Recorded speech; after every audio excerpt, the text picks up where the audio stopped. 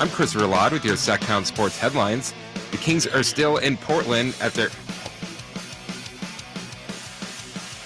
the 40-point win on Wednesday and have another game to clinch. This time with a win, the Kings can clinch the Pacific Division with a win over the Trailblazers, and that would make it the third Pacific Division win in Sacramento history. You can find out more about tonight's game with Kings insider Frankie Cartoscelli's preview on SacktownSports.com. You can listen to tonight's game with the Kings Trailblazers starting with game night at 5:30 and tip-off scheduled for 7 right here on Sacktown Sports. Those are your headlines, and now more with Deuce and Mo. Live from Sacramento. It's Deuce and Mo On Sacktown Sports. We are live, and it wouldn't be a show if we didn't have some weird technical issues. That's so strange. So Chris's mic, Chris Watkins is with us. Deuce Mason, Morgan Reagan. What's up, everybody? So your mic is going through Chris's? Because your mic was off the entire time, and apparently Chris could hear it. Yeah.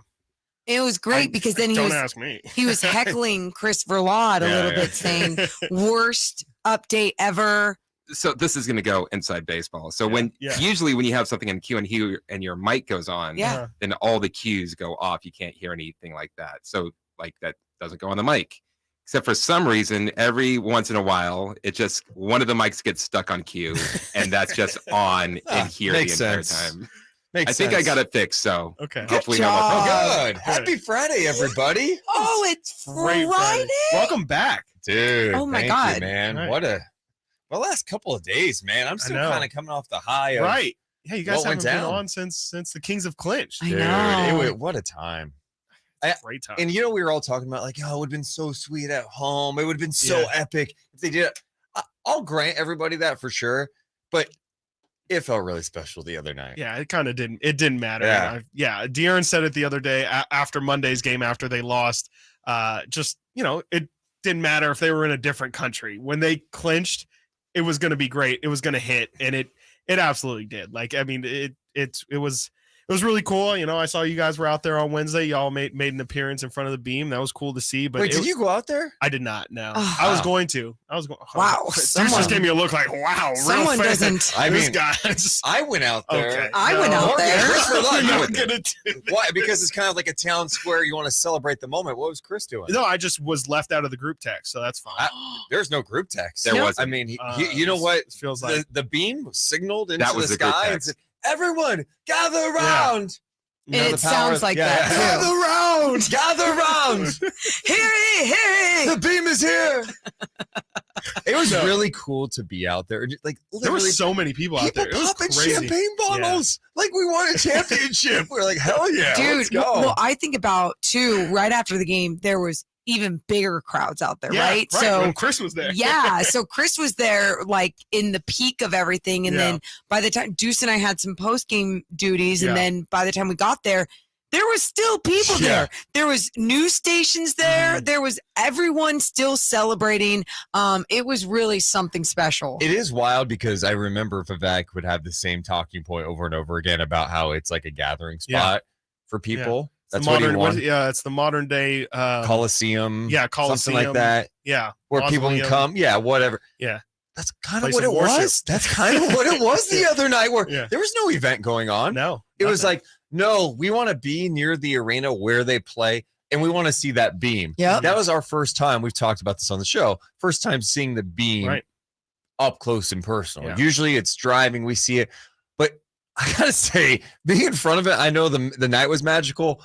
That beam did hit a little bit. It's strong, is it not? Yeah. Is it not? Like, it's a real statement. Like, it really is like you can feel the power of like, we just won, mother. Why is that? I mean, it's a purple It's light, just but a it's strong color. I don't know. It's just like it's majestic, it's dude. like thick. It is. It's No, like, it really it's is. like It's like wow. 4 beams just shooting out of the. I feel like if you were to like touch it, like you wouldn't be able to put your hand through it. Do you know think what I someone mean? has? Do you think like Oh, you can't. There's got to be an operator. They did that, and the guy lost his hand. Yeah. We actually aren't. Just goes up into the sky. Legally, we're not supposed to talk about it, but if you touch the beam, the power that you will lose parts of your body. At your own cost. But will you gain power? Because if so, Probably. I want that. No. Well, I mean, if so. you're a Kings fan, you might be able to, but if you're just some random Joe Schmo that's going, hey, I want to touch this.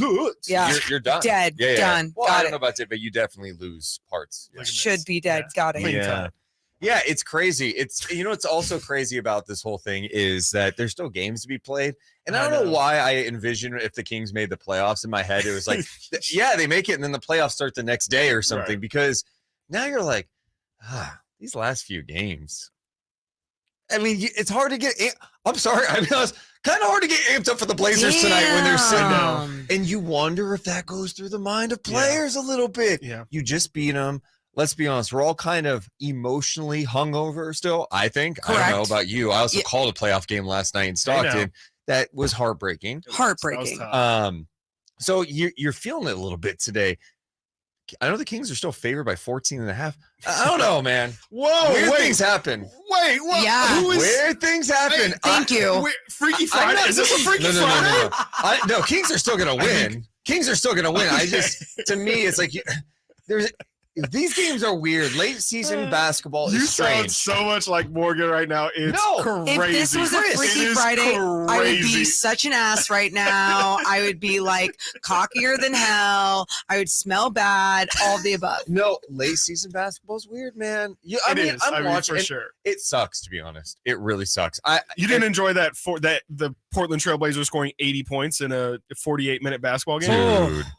Well, John Butler Jr. played for them. Okay, right. You guys have been hyping him up for. I like him. I like him. G League. He's intriguing for He's sure. super intriguing as a 7-footer. It's exactly the type of player you want to have on your G League team. Right. He played 20 minutes for Stockton. Yeah, that's crazy. Now he's playing 20 minutes against Domantas Sabonis, dude, in an NBA game. What do you? I mean, it's crazy that the Kings still have this much basketball still left. Yeah. I do think they are. I mean, people, you hear all the players talk about this. I know Frankie Cartoscelli had all the coverage with post-game interviews after the game, and the morning show's been down there talking to people.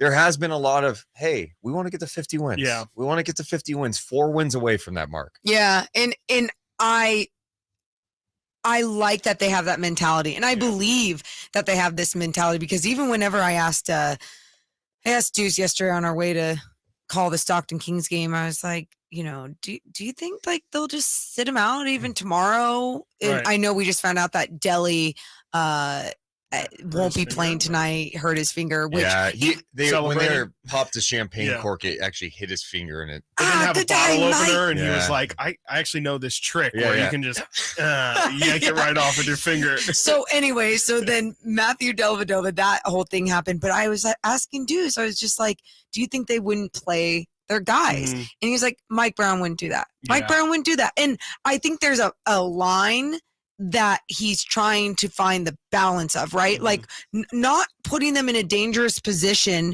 going into the playoffs, but also it's dangerous if you're not playing your guys for a good amount of time, keeping them fresh, keeping them going. For sure. Yeah, I think it's kind of almost like a challenge to his guys, where it's like, okay, you guys earned the playoff spot. You want your rest. Go earn it. Go blow these guys out by 25 points in the first half.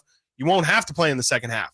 Whereas, like, if he were to just sit De'Aaron, sit Domas, that might kind of send the message of, all right, we're kind of taking today off. We kind of already accomplished our goals. We feel like we can. That's just not the message you want to send, especially to this team who is kind of, let these depleted teams hang around with them for a little bit too long. And, you don't want to risk losing this game at all. And the easiest way of doing that is by treating it like you're playing the Boston Celtics tonight, and just blow them out. It'll be so easy. You can get your rest later in the year. But also, I think for dangling the carrot the rest of the year, I do think that's what the 50 game mark is. Ooh. It is kind of like you clinch the playoffs, but that's not what the goal is. Now there is something that we can try and strive for the rest of this season. And then maybe if they pick up, I think it's 3 more losses, they can't get to 50 more wins. So maybe at that point they'll readjust. But to me, that kind of feels like a way of keeping the guys focused moving forward and trying to remind them like we can't take these 6 games rest of the season off just because we already have a spot in the dance. I mean, they had practice yesterday. Yeah, does not. Of course they did. Yeah, so it's one of those things like, oh, are you worried it might get ahead of them, or they're just not thinking about the game? I think they're all locked in right now. Well, and the day of the Blazers game, Herter after the game was saying that they had a 30+ minute film session on a game day, which is pretty unusual. You know, that's usually a practice. You dive in deep into the film, but 30 minutes on the day of the game. Plus, they do their individual work. Right. They watch more film with assistants. Probably because they have no idea who they're going against. Yeah. They're just like, look, like this is, at least you know what Chris Paul's trying to do to you. At least you know what Devin Booker's trying to do. Who knows what Devin Eubanks is going to try and do to you? Devin Eubanks. What was Devin? We don't have his name right. It's Drew. Drew. I know. I don't even know where I got Devin Eubanks from. I don't know, but I was You know what's funny? Yeah. I just was like, Eubanks. That sounds so right. that's what I was going. I was like, wait, I think that's it. No, because Devin Eubanks used to. Is it Eubanks or Eubanks. No, Drew Eubanks, but there used to be a Devin. Oh, I don't know if you pronounce it that way. there but really was. Yeah, he played in the NBA. See, my knowledge is just, Dude, it's too deep. his Too knowledge- deep, you know. It's Yeah, But your Drew knowledge. Eubanks was like Crazy. launching threes. Yeah, like breaking three. So bad. A lot of front ribs. So bad. A little confused. Yeah, I think you got to be careful with the whole resting thing. Like you don't you're too far out to rest guys a ton, in my opinion. I Ding, mean, ding, ding. if it was like a back-to-back situation, you're like, you know what, Fox, sit tonight. Yeah.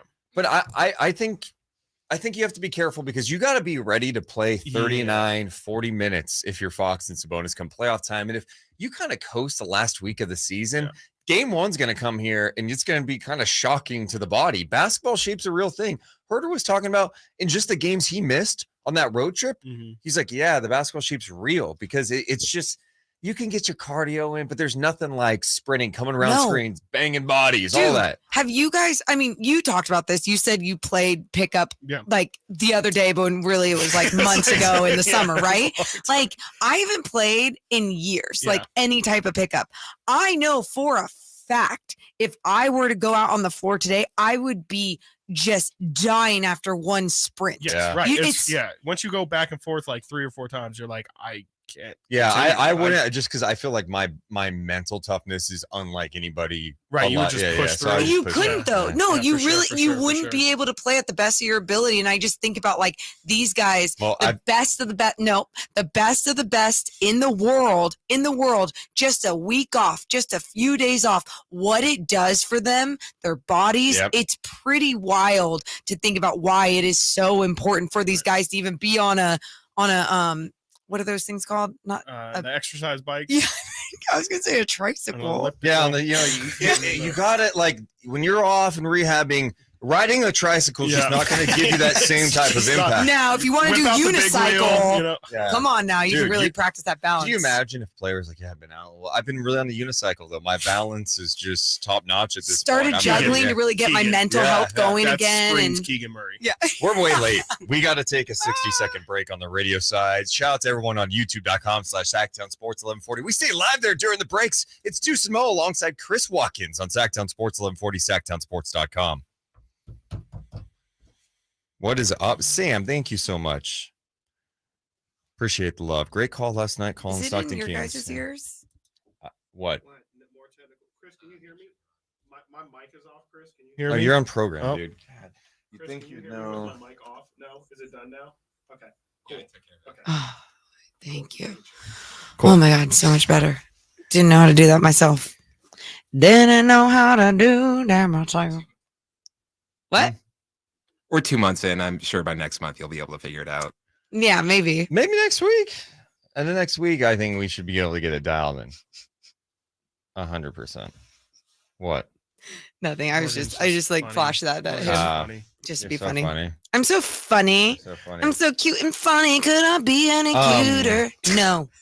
Yeah, Kata had 5 blocks unless they took one away. Sam, I appreciate that. Yeah, it was a fun game to call. Actually, I saw someone on Reddit saying, Deuce is yelling too much. I actually wasn't yelling that much. I mean, I got into a couple of plays for sure. Oh, and those plays were just like, oh my God. Yeah, when Kata has 2 blocks in a row and then they outlet it to Awandu who jams it. And it was a close game. It wasn't like I'm Can like we Kings play down. that call?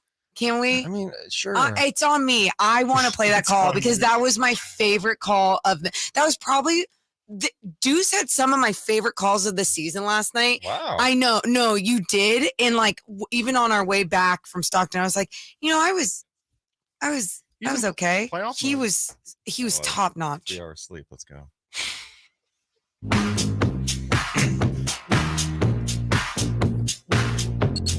Deuce and Mo on Sacktown Sports. Deuce Mason, Morgan Reagan. Happy Friday, hanging out with Chris Watkins on Sacktown Sports 1140. Chris was at the Oakland Coliseum last night, huh? Dude, It was, yeah. did you run into any possums? No, not a single possum, which is honestly an accomplishment. Wow. No rats, nothing. So what inspired you to go to the game? Shohei Ohtani. Yeah? Yeah. It's once in a lifetime. Like That's what he says, but Dude. he was also with the boss Brian. I was, I Whoa. might have been Wait, and did dined you, a little. Wait, did you guys ride down together? Yeah. Actually, Oh. Scott Marsh took us down there. Oh, nice. Yeah. Power trip. How was that drive? It was good. Was everyone a good? Fun drive. Was On the way everyone? back, I had to prep for the show. Oh, so- really? No, you did not. Yeah. Were you doing that? Were you like, hey Brian? I was just in the back seat. I've got so- the segment 2 done. Hey guys, I did. I can't talk right now. Yeah, gotta I take a can't. second. I gotta Sorry, work on yeah. this. And Brian's like, good. There's a lot of golf talk between Scott and Brian. Oh, really? Yeah. Okay. I'm a scratch Was- golfer, so I'm just like, Was anyone like a bad like travel buddy? Like, for example, I've traveled Brian's with terrible. Deuce before, and he wore his own headphones to listen to his own podcast instead of sharing it with So the car. just to be clear, Like, how weird I is have not that? done a lot of back then. I had not done a lot of road trips in my life. Uh-huh. In my opinion, when you're driving 8+ hours, I was like, all right, Group of headphones people in a in, car So, Group? the- Oh wow. Yeah. So you're an Uber driver at for that a point. 9-hour drive, and everyone's like, "Yeah, like let's kick it Yeah. for 9 hours." And Deuce is like, "Wrestling a podcast." let me kill about 2. We'll talk in a bit. Yeah. That's fine for like if you're not driving. I've learned that. Okay, What but if- you know, I think if when- you're in when any was other this? seat, you're fine. Probably in 8 years ago. Yeah. I mean, Oh, okay. I was gonna give you the excuse of COVID, but no, definitely not. No. it's just being a weirdo. How is that an excuse? I don't know. Like if you're like with other people again and you don't know how to be with people again, you're like, Oh, okay, sure. I just need to be by myself for a bit. I didn't know there was road trip etiquette at the time because growing up, Morgan, Here we go. we I actually- was poor. No. I didn't have a dad. We know. we didn't have a car. I know, like basic, like you guys drove around. Oh. You probably had extra cars. We didn't have a car. Extra. So You had I see headphones, you. though. You think a road trip is like going on the bus? Yeah, my So I mom used to 100% take understand it. Okay. Yeah, you Route put your headphones- 23 over to San Juan and Greenback to work at Del Taco. Yeah, That's so what it you was. put your headphones on Yeah. and you just hang out. I Yeah. get it. Thank you, Mm. Chris. And there it goes. Thanks. I was basically just seeing if Brian put on his headphones No. on, but no, No. it sounds like No. he has. Brian's a good talk. Who did Yeah. Who did the most talking? Probably Brian. Wow. Yeah. Just talking your ear Yeah, off. Huh? I think Brian's I know. I have no great. I problem could talk with to it, Brian for a while. So- I Sounds don't. I don't buy them. Was Was it fun? No. Was it fun being out there? Sure. Yeah, it was good to just be in the environment for sure. Baseball isn't super exciting, and it was a 0-0 game for most of it, but Oof. yeah, it was cool to watch. It was A nice it was crisp funny. 2 hours and 30 minutes Yeah. last night. in That's Oakland. cool. Yeah, It was not terrible. that 2-1 victory for the A's. The Giants lost yesterday Yeesh. against the Yankees 5-0. That game was 2 hours and 33 minutes. Okay.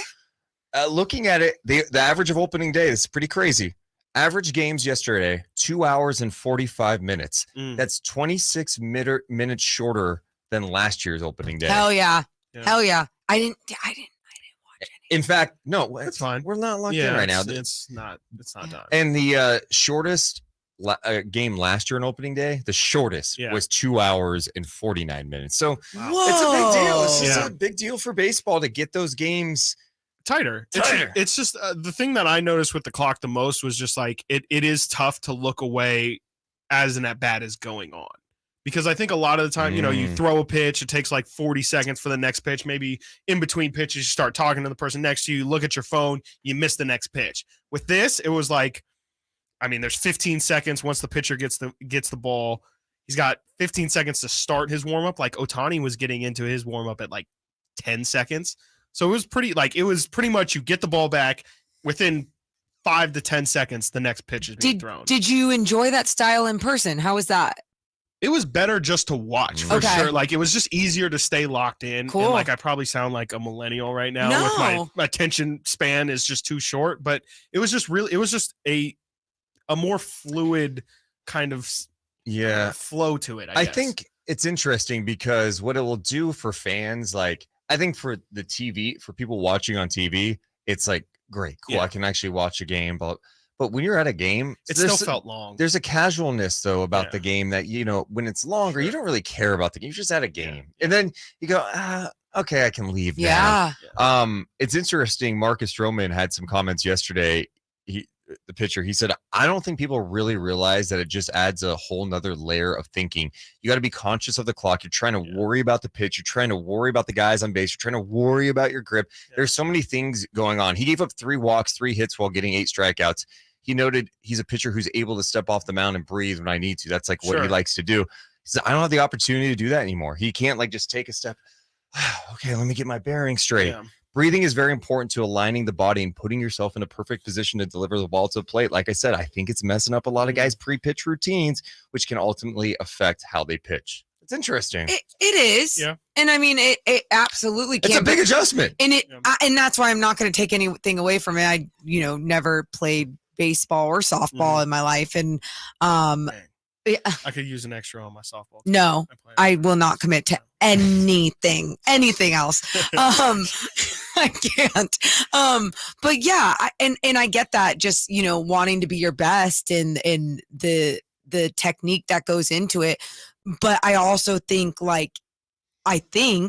there's a way for these guys to adjust to it and to find a way to for sure breathe quicker. But there is an adjustment to it. I mean, when you play a game a certain way all your life, get to the majors playing it that way, and then you get here and it's like, all right, pitch clock, let's go. Yeah. It does move fast. I mean, we're literally seeing the evidence of games being far shorter than ever before. Now you wonder what a quick game is going to look like. Is that going to be under 2 hours? Whoa. It says right here that the shortest game yesterday was 2 hours, 14 minutes. That's an NBA game. That's tight. That's super tight. That's tight. Let's keep it moving. It's interesting. Yeah, I definitely hear Stroman's argument there. It does feel like, there is a certain rhythm, but also, I don't know, like you're saying, you just got to kind of adjust. Yeah. In college basketball, there's a 35-second shot clock. In NBA, there's 24. Yep. I don't know if that's not necessarily apples to apples, but did you stay for the entire game? No, it's okay. Yeah. I don't judge. See, Jason Ross judges this. Jason Ross is the type. It could be a 7-hour game, and he's there. I'm happy. I'm just here. I'm Jason. I said I would lie about this, to be honest with you. We left in the bottom of the 8th inning, and the A's scored immediately after we It's left. kind of funny you choose to get to the 8th and leave. So it was, we wanted to see Ohtani and Trout one more time, and then once they walked Trout, or they walked Ohtani intentionally. So you said like, oh, it's okay to leave a game. It's okay to leave a 0-0 game. Yeah, it's yes. You know what's crazy? If you don't care about the result. There's that, and there's 161 left. It's an hour. You're already there for an hour 45 minutes. What's another? I've got Magic. You know what though? At 10 a.m. The biggest difference is it's not like he's going, oh, all right, I'm leaving. Let me walk home and be back in 10 minutes. It's time to drive 90 minutes back to Sacramento. Yeah, thank you. If it's a postseason game, that's where it's different, right? Yeah, it's for sure. Zero. You hadn't even watched the scores. Soccer Chris, fan over here. I cannot tell you the last time I stayed at a full baseball game was a playoff game. And I'm not even saying I'm not saying that it's bad to leave a game early. I have no problem with that. You hadn't even seen a score. This is whose fault is that? Why should I think that a score is coming then? If it's like 8-8, then it's like, all right. Why didn't you leave in the 7th? Because Ohtani and Trout were coming up in the next inning, and I was like, well, I'm here to see greatness. If these fools hit a homer, that's what I came here for. If they were coming up in the 9th, you would have stayed. Probably. Because it would have just then, like you're saying, I would have just been like, oh, it's like 20 more minutes. What's 20 more minutes? That's a problem with baseball. It's always been kind of a casual sport. Hey, it's on every day.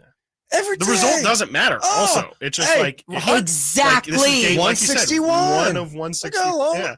I'll see the next one. I'll be that. It doesn't create that type of like I have to be here for it. Also, I'm a casual. Yeah, like, I'm not a diehard fan. Exactly. Like, if Kings fans are leaving, with 2 minutes to go in a tight game, sure, that's a problem. And Brooke in the chat is insane. I sat at a River Cats game until 1 a.m. one time, 17 innings. Why? I mean that you must have been really young and just hanging out because there's no point in that. Yeah. All right, we got a break. We're late again. Cool. I'm on fire today. Sick. It's Deuce and Mo alongside Chris Watkins on Sacktown Sports 1140 and sacktownsports.com. Yeah, I saw that earlier. Bleacher Report I did didn't that. see that. Yeah, it was funny. Was it? Katie says these are absolutely horrible baseball takes. That's fine. That's fine. Katie also says, you know how I can tell Deuce's birthday is coming up? How? How? He's a May son. Oh, That's funny, but your birthday isn't in May. Thank you. It's in Ooh. July. Terrible joke. Next. Wait, was that Katie that said it? Yeah, Then Katie. it's Who was, funny. no, Katie, who was just criticizing Who our just said baseball baseball takes? conversation. That's okay. I'm criticizing your joke. Yeah, that's tough. I'm with you, Katie. I'm with you. Tyler says, my point is the season length is the only issue with baseball. Shaving 20 minutes off a game length isn't going to solve that. Yeah, you're right. I think it makes it better, but Sure. these more they're not like willing to shave off any games. The NBA should shave off some games. Should. 72. Like, what if the NBA went, all right, we're noticing, like right now, like, hey, we're noticing everyone's resting. Yeah. Season's over. We're ending it today. Ha, You guys are gonna we're done. I just some disappointed dad energy Yeah. right there? Yeah, You know we're what? done. Yeah, We'll start in the here. playoffs. You guys don't want to take this seriously? Fine. season over. See how you like that. Tina says Deuce does seem like a Cancer profile. What's that mean? Give me. Is it? Ooh, Hard yeah. saying that you're a Cancer. Let's see. Cancers are like crabby or something. I thought Deuce was a Gemini. Well, you guys are so funny with. Cancer Zodiac. Grilling season at Nugget Market. Morgan, are you a astrology? I'm not, but my Astronomy. friends are. My best friends are. My only friends. I'm a meteorologist. not an Okay, that's cute, astrologist. Yeah, Deuce. thank Very you. cute. And so they More tell me useful. all about like the crystals and Yeah. like what I need to do For and sure. why my moon is in this yeah, stars. retrograde and stuff. I love it. I love Really? it, but I don't understand it. Like I'm not So you're into just it. going, oh. I love it when they tell me what's up. And then I'm like, oh, I can relate to that. I can relate to That's that. honestly how I feel when people are really passionate about like baseball and they talk to me about it. I'm like, I hear you. I understand you. I'm glad that you're enthused about this. I can't tell you anything. What about it. was that book that so when we first started in sports radio, I was a Giants fan, didn't know how to talk baseball though, Sure. right? Yeah. What was that book that you gave me 8 years ago? Baseball How to for talk about dummies. Baseball. Oh yeah, I think it was. Was it? Or no, Really? it was how to talk baseball, Oh. how to I don't how to remember. learn baseball or something. Uh-huh. And it was really helpful, but it was so long ago. I'm sorry. The chat's just they're killing me What? today. For baseball takes? No, Tina says I'm obviously a Cancer. I'm emotional, crab-like, passionate. Also, more serial killers are Cancers. Jessica Wow. says Deuce has those evil politician vibes. Ooh. No, Yeah, no. for sure. Yeah. Trust We've me. talked about this before. Like if Deuce wanted to be. I mean, I could turn it on if you need Yeah. to play a Yeah. character, but Yeah. no. Oh, Him and what? Chris. Like, if- What Hey, up, Nate. No, if- what are you doing? We're doing a show. Hi, Nate. We're on air. What No, up, we're what not, are you dude. doing? Don't- This is the middle of a. Don't listen to Don't him. listen to him. He saw, he knows. Nate, is that an HBCU King shirt? Is that an HBCU King shirt? My brother. You don't know? Bro, you better know. Oh man. You don't know? Yes, you're good. Yeah. Am I good? I Am love I that he good? asked Yeah, no, he's good. He's straight. Nate's cool. Nate, you're Nate's awesome. coming to the cookout. He's Oh my good. god. Wait, oh, cool. All right, no, you just got disinvited. Portland, woo. Portland. Rip City. Yeah, that's what it was. What are you doing here? Are you doing the game tonight? Okay. Oh get out of here. yeah. here. There you go, Nate. You tell him. Yeah. Hey, be nice. Sacktown Sports. Headlines.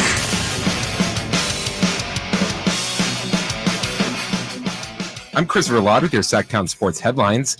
Kings are still in Portland after their 40-point win on Wednesday and have another game to clinch. This time with a win, the Kings can clinch the Pacific Division with a win over the Trailblazers, and that would make it their third Pacific Division win in Sacramento history. You can find out more about tonight's game with Kings insider Frankie Cartoscelli's preview on sacktownsports.com. You can listen to tonight's game between the Kings and Trailblazers, starting with game night at 5:30 and tip-off scheduled for 7, right here on Sacktown Sports. And now more with Deuce and Mo.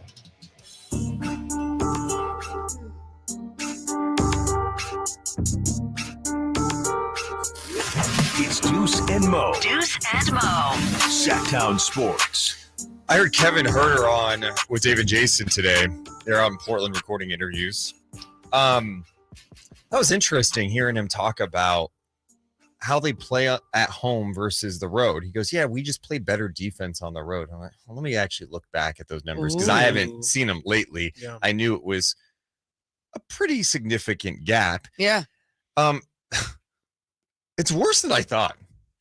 At home, the Kings have the number 1 rated offense in the NBA. Yeah, I've seen that. They're 29th in defensive rating Bad. at home. Not great. Bad. On the road, they're 5th in offensive rating, 10th in defensive rating. See, Why are they Chris's face Why? says it all. So why do you say they're so? Why are they so good on the road, or why are they so bad at home? He was saying that there's like a mental relax factor, is what he called it. You know, the classic Oh. MRF, mental relax factor that we all talk about. Yeah. The Murph. Murph. And he just said they have to be better defensively. And I'm like, that's so interesting to me because this Kings team, with how good they've been on the road, you expect them to just be a better home team. And their home record isn't awful, but you know, Golden State, Memphis, Denver are the elite home teams in the NBA. The Kings' home record is very similar to their road record, but they've had some disappointing losses. We've seen them get off to slow starts at home and have to like grind it out against shorthanded teams. Well, that mental relax factor's got to change like now. Yeah. And I mean, how they change that, I'm sure it's going to shift in the postseason, Right. but Hopefully. like exactly because like you're saying, it needs to shift now. When's the next one? Sunday Against the Spurs. Sunday against the Spurs. Like we've seen these games be like the trap games or the games that you're not coming out strong, you're not doing your thing. Why not have it be your pure point of emphasis? There is no relaxing. We have to take care of business on the defensive end and be locked in. It's truly an effort thing when you see them play their best defense, right? It's not like, oh man, they're such great individual defenders. It's like, no, they are just so focused and locked in as a team, moving on a string, and that's what makes them that much better. Yeah, I wonder how much of it is just like them feeding off of the crowd's energy too at home, where it's just their offense is, if I'm not mistaken, their offense also averages like something great, like 5 or 6 or even like 10 more points per game at home. I wonder how much of it is just like their offense. They feel like their offense is humming so much that they feel like, you know, just for whatever reason that the crowd's energy can take them through just offensively, because that's what it seemed like. Eye test wise, it just feels like a lot of the time this team feels like their offense is so good that that's going to be their defense. That can bail them out at home. Exactly. And yeah, and they maybe come in just relying on, hey, the crowd's going to be into things. Right. Exactly. And they kind of know that on the road. I mean, that's part of the issue with playing on the road is you have to create your own energy. You really have to, when you're coming out there, obviously you're going to come to a lot of boos. Not a lot of people are going to cheer for you if you have a big dunk or anything. So you have to, as a team, kind of build your own energy. And that's usually the struggle for teams on the road, is just trying to not let, you know, when the opposing crowd is getting loud, you can't let it demoralize you mentally. That's staggering though. It's 29th. massive. It's almost so big that it's like, is it just a random thing? Yeah. You know? I mean, it's just enough of a sample size though. Definitely, So for 29th sure. I mean, in yeah, defensive we're done. rating at home, 10th on the road. Do you factor in the other team too, where it's like, hey, we're getting up. We know Sacramento, they're chanting light the beam. I don't want that beam lit.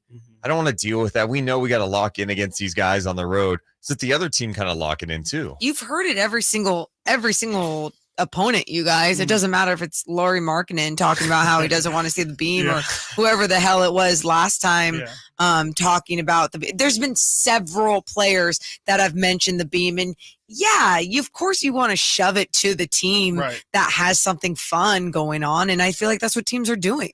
Yeah, I don't know. I don't know if like there shouldn't be though, right? Like there shouldn't be extra motivation just because I don't want to see. Sure. Like I don't know. Yeah. That's more why I don't think that there's really much correlation. I think it's kind of just one of those weird stats that. So you're saying the stat I dug up means nothing. Nothing. Not a single thing. I'm not. I don't mean that. Kevin Herter said there's a mental relax for the Murph. That it's The Murph. I don't believe in the Murph. Wow. You don't? No, I just think that it is. Oh, just so you really- you just think they're 29th in defensive rating? They're just a bad defensive team. Can you explain to me why they don't play defense at home? Do you No, that's what I'm trying to That's ask. why I think it's know. just It's confusing. that's why I just think it's an inexplainable It's just random fact. that on I the think it's road a they Why play. random are fact. you Right. yelling? And Because do you you made me even mad. believe in the beam? Like, made me what mad. are you? Are you even a Kings fan? I do believe in the power of the beam. Okay, so he believes in the beam, but not the Murph. Oh, that What is scared me. that? Was that you, Chris? Was that you and Simone out there? Oh no, this wasn't me. What is that? What is that awful drop? It was one of the people outside celebrating the Kings playoffs. Chris, it's Some people What? confused it's her so for you. not crisp. What was It's that? so not loud. What are they saying? Like, Like the Like the beam. beam. Let's go. Oh, I just heard just. Same. I thought it was something here. I playing. thought- I played it. thought- was like, Yeah, I was because I dude. just opened up the Twitter. We gotta. Can we play my? You wanna play my Yeah. call? Play the Okay. light. Okay. This is Morgan loved this call so much. I did too, to be honest. It So was last just a night- fun. It was a fun Yeah, sequence. It was just such a crazy game. Yeah. Stockton lost their playoff game. They were the #1 seed Yeah. at home. Lost to the Sioux Falls Skyforce. I told Morgan before I'm worried about that game. Yeah. we They were. just came in like 12 days ago and dropped 144 on Stockton. Had 70 plus points in the paint. This was a grinded out game. Yeah. Kings lost 98-97. I watched the last like 2 minutes on my phone at the A's game. It was Really? yeah. Mm. Didn't love that last shot. Mm-mm. No, they not- they not struggled great. dealing with the zone defense. Yeah. Bobby Jackson's group. Yeah. Here's a sequence though. Nemias Queta with 2 blocks in a row. Deuce, you don't have it up. Morgan, I do have it up. Hold on. Now I do. He drives on Queta. That was a mistake. He erases it. Queta again. Get it out. Nemias Queta with the block. A 1-2. You like that? Yeah, that's good. The Would most you tell me dynamic it was a good duo game? in sports media. No, yeah, I'd tell you if that was You would? trash. That was Would you tell me on air if it was trash? Or would yeah, you be like, probably hey, because let's- it'd probably I'll be t- a funny bit. Okay. Yeah. Chris doesn't really hold much back. That's true. Yeah, that's That's also true. true, He's yeah. I right. mean, the other day he's like talking about like, oh, the Kings just made the playoffs in such a long time, and every question was, so did you think it would take this long for them to make it back to the playoffs? Dude, I bet you Chris, if anything, was a little underwhelmed because By the call? because what I've noticed, the way that G League and Stockton Kings cut things, they cut off half the call. They don't like they don't let it they don't let it It's like alright. like Yeah, they didn't let it bleed breathe. through. And I'm Yeah, like, yeah. you guys, like I want to see He the erases highlight, it. but I also want to hear the story. A Wandu. There's so much of this that like it's just an art form, and I just want it to be fully executed. That play was great, but I want to hear more of us. No, Yeah. it is not even. It's other calls that I'm saying. It's even other highlights that I'm Yeah, saying, sometimes not they just cut ours. highlights where it's they truly are just like, oh, we don't care about the audio attached Yeah, to it. it's just like, the video. yeah, and you're like, oh, And The- I the call's care fun, even yeah. when it's another Yeah. play-by-play voice because I'm like, there's something else that they were just going to tell that story. Like that's 9 points, or that's like Yeah. that was his just let it- 40th let it point of breathe. the game, or Right. I want to know. Adds Yeah. context to the Tell clip for me. sure. Do you ever like have pre-planned like play on words in your head? Like Kate, I don't know. Nemias is No. probably a hard one, but everyone asks like, hey, do you ever come up with like, oh, you got to get a catchphrase? I'm like, Yeah, I don't know. They no. just kind of come. they gotta man. come naturally, right? I don't know. I know some people, and I'm not trying to hate on. You got Everyone's the got their own Portugal style. stand-up, Yeah, obviously. and that wasn't Yeah. like, hey, let me sit down and come up with some Yeah, ideas. exactly. Or I did the one I did this year. Yes, Drake's album drop. Was Oh, come on. with DJ Oh, Stewart. 21, yeah. for 21. sure. Can you do something Yeah. for me? A lot of people 21. did that though. Can know, you do something I'll for be honest. me? I think I was the The first first. play-by-play guy to do it. 100% because the album had just dropped The and next you day. had yes, I busted Yes. it. Wow. it was the perfect I'm scenario. gonna have to talk to Mark Jones about that one. Oh, I don't know. for I sure, don't know. Mark I did know, it I ju- after, I for just sure. No, I just heard about him doing that. Someone sent that to me. Yeah. No, he's And- been doing it for a while. Like for I don't So know. you're I don't know saying- since day one. Do I you- will not are you say saying since he day did one. it before me? What I'm saying is he might have gotten Chris? it from you. No. No. Mark's No. creative enough to get that on his own, definitely. But I mean, think One about had it. to have. One had to come first. Mark, One Mark had is to come first. ESPN. Mark is ESPN, and this is NBA G League. This is NBA TV Yeah. at times. This is ESPN Plus at times, For right? sure. So, like, even if it is there, Mark's is going to be noticed. Yeah, for sure. Yeah. I don't know. All right, coming up next, we look ahead to Kings Blazers Part 2 tonight. And what do the Kings have to focus on this last stretch of the season? What's the mindset? We'll talk about it. It's Deuce and Mo alongside Chris Watkins on Sacktown Sports 1140. Dude, we have been late to every break today. I just need you guys to know. You're good on that one. I thought we break at 39. I mean, like, come on. I hear it's 40. Same thing. I hear it's between 39 and 42. Really? Yeah, it's like I guess the clocks in there are like 3 minutes off. Oh, I like that. That's a legend. We'll see. I'm sorry, what? I couldn't hear you. You didn't have your mic on. Oh, I said, well, it doesn't really matter. People don't need to know. I was just saying the clocks are off. Oh. Wait, this clock doesn't matter? No. The Zeta clocks are not. I guess Brian said he wanted to move them around. Oh, gotcha. Yeah. Just push it to 42. He said it should be like 12 minutes each. I don't know. Like I said, people don't care. Here, That's fine. We don't need to broadcast this. I got a different idea. Yeah. Just get a huge sponsor. Break like maybe twice. Shorter shows. Half hour, top hour. Yeah, for a couple minutes. Breaking like stop, start. Yeah. Stop, start. They call that a mid-roll, right? That's a podcast term, right? When you put Sure. in Yeah, if you want to call mid-roll. it a mid-roll. Sure. Yeah. I got a lot of rolls right now. I have a mid-roll. I have a mid-roll right now. Let me tell you. It's all Dude. season.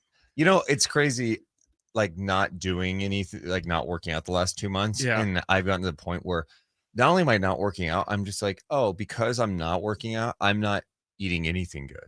Yep. Oh, Really? right. Yeah, that's Yeah. how it Like, I'm goes. just like, No, that's how it goes. I go Once you all fall in off. on eating Mhm. well and working out. Yeah. That was my lifestyle. But now I'm not. I'm like, I don't I'm not care. even popping vitamins. Like, I'm just like, you know what? I'm gonna be I all out refuse it. bad. I want 3 croissants. Sure. Yep. Not really 3, but a croissant a day. Hey. Not a good habit to get in. Trois croissants? What? Trois croissants? What's that trois mean? 3. That's Right? I, Is that 3? I don't know French. I I'm don't sorry. either. Is that I don't 3? even know if that's 3. Oh, I yeah. just said it confidently, so Chris thought it was 3. Good job. Sounded right. Well, wait. No, yeah, it is 3. Yeah. Yeah. It's 3. You took Menage a French? trois. No, menage a trois. Yeah, duh. Menage a Yeah, trois. duh. That's. I was like, am I gonna say that? All right, I'm gonna say it. Yeah. Am I the one that's going to have to say it? Yeah. No, I've enjoyed. I think it's been fun eating anything I want and being really unhealthy. It's been fun, but like it's time to stop. I think it's really tough. I've found during the King season, like it's really tough with. I mean, I eat all the free The media employee food. meals, Yeah, and it's yeah, just yeah. like, I mean, that's like I plan for that to be one of my meals, and Yeah. so generally I'll be like, this is my lunch dinner, so I'm gonna eat all the free. I'm gonna have Yeah. a salad. I'm gonna have full plate of rice and And whatever. And it's There's dessert. You have to eat it. It's like, mandatory. have to have a and cookie. You have or to have two. popcorn. Sometimes it's like today gonna be a sody pop night. You know, Sody Ooh. pop. What about a hot dog at halftime? I mean that's standard. Wow. Yeah. See, you It's know hard what? to turn down. But every- also, like, I feel like a garbage human Yeah, after every single game. I've done the hot dog a couple of times going, I just want one. Then I do it. I'm like, why did I do that? No, man? I feel what like does I think trash. Sean calls it Revenge of the Fourth. Yeah. Yeah. Revenge of the Fourth. No, I think it's Who does 2 hot dogs at halftime? Leo is a I maniac. don't Leo wanna- Biaz goes 2 dogs, no No buns, no condiments. That's so. that's fine. no, that it's is serial morbid. killer stuff. I mean, yeah, That it's is definitely serial insane. killer Does he status, Does he eat it but just like that, or does he cut Hey, it up? no, he cuts it up, which is almost worse. I feel like it's definitely aesthetically probably better, but like it's like, bro, you're just God, like I love how shoving up- immature even adults are with Cutting a hot dog though just feels like you're not That's supposed to what I'm do like, that. yeah. Like it's a nice steak. yeah, like it's. Do you know what's to me? If inside you're of gonna it? eat it, you just grab Well, that's it. where I'm like, why you do it? Like, I get like, yeah, no carbs, but But how would also you eat a you're having a sausage? hot dog, same way. a sausage. Yeah. Same way. Sausage is better than Yeah. hot dog for Yeah. sure. No, but like if you have a Yeah, you sausage cut on it a up, plate, okay. you cut it up. Like Yeah. think about it, for a Yeah. kid, you cut up a hot dog. So like he's got a kid, right? He He's does have a child. He's yeah. doing the whole like Yeah. cut up the hot dog thing. Yeah, two is a bold move. There is no like And by the way, not small hot dogs. not small hot dogs. They are They got a full little length girth. franks. They Yeah, got a little they're- girth on they're, them. They're thick. Yeah. So gross.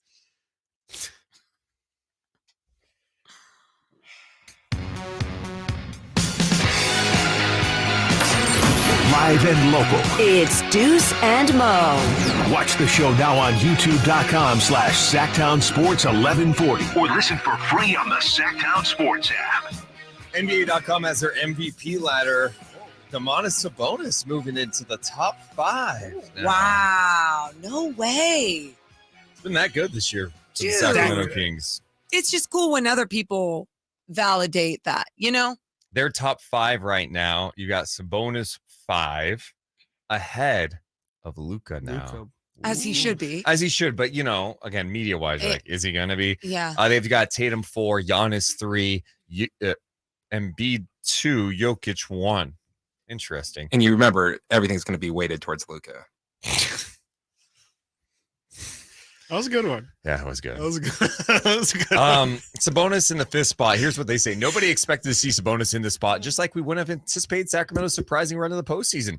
Sabonis had 15 points and 12 rebounds Wednesday, a victory that both clinched the Kings' first playoff berth since 2006 and halted the NBA's longest postseason drought.